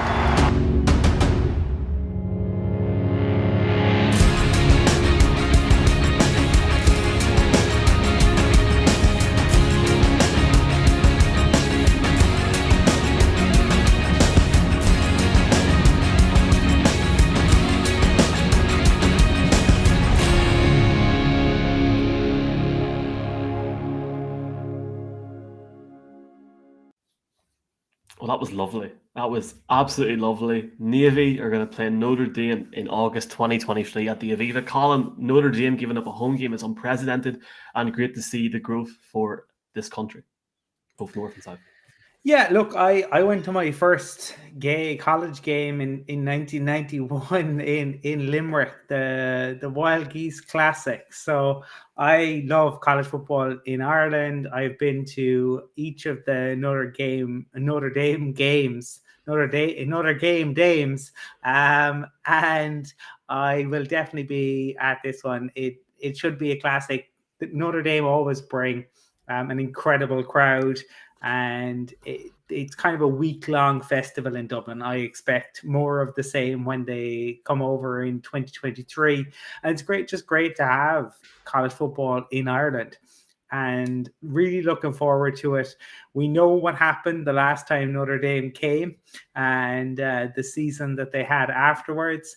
So could it be something similar? Excited, Brian? I am, yeah, but I don't want it to be lost, in all the publicity and all this, the hype around this game is the fact that next year we also have a really good, interesting game coming up, which is Northwestern against Illinois. And we touched on it when we were fortunate to record with India Aviva, that game next year has the potential to be a great game. It was an exciting one when the game obviously got moved back to the States earlier on in the season. So we're fortunate that we've got a game next year to look forward to. But look, yeah, the Notre Dame coming over to Ireland is fantastic. It's fantastic for the country, in terms of the economy and obviously the publicity around the game and the people coming over. It's going to be good. And when I saw 2023, the first thing that popped into my head was it's another year close to my retirement. So that's another great thing that I'll get to celebrate that day. Well, I mean, you say that, Brian. I mean, I remember being at the Notre Dame game in 2012. I wasn't at the 1996 one. I was too young for that. But, I mean, surely you were probably there. I was, Mark. I was 18. Sure. I was 18. But it's fantastic having them back. It's fantastic to see continuation of college football in Ireland. That game in 2012 was, as Brian's alluded to. It was a great atmosphere, great carnival, a lot of people coming over to explore and see the whole island of Ireland, visit roots and family connections and things like that.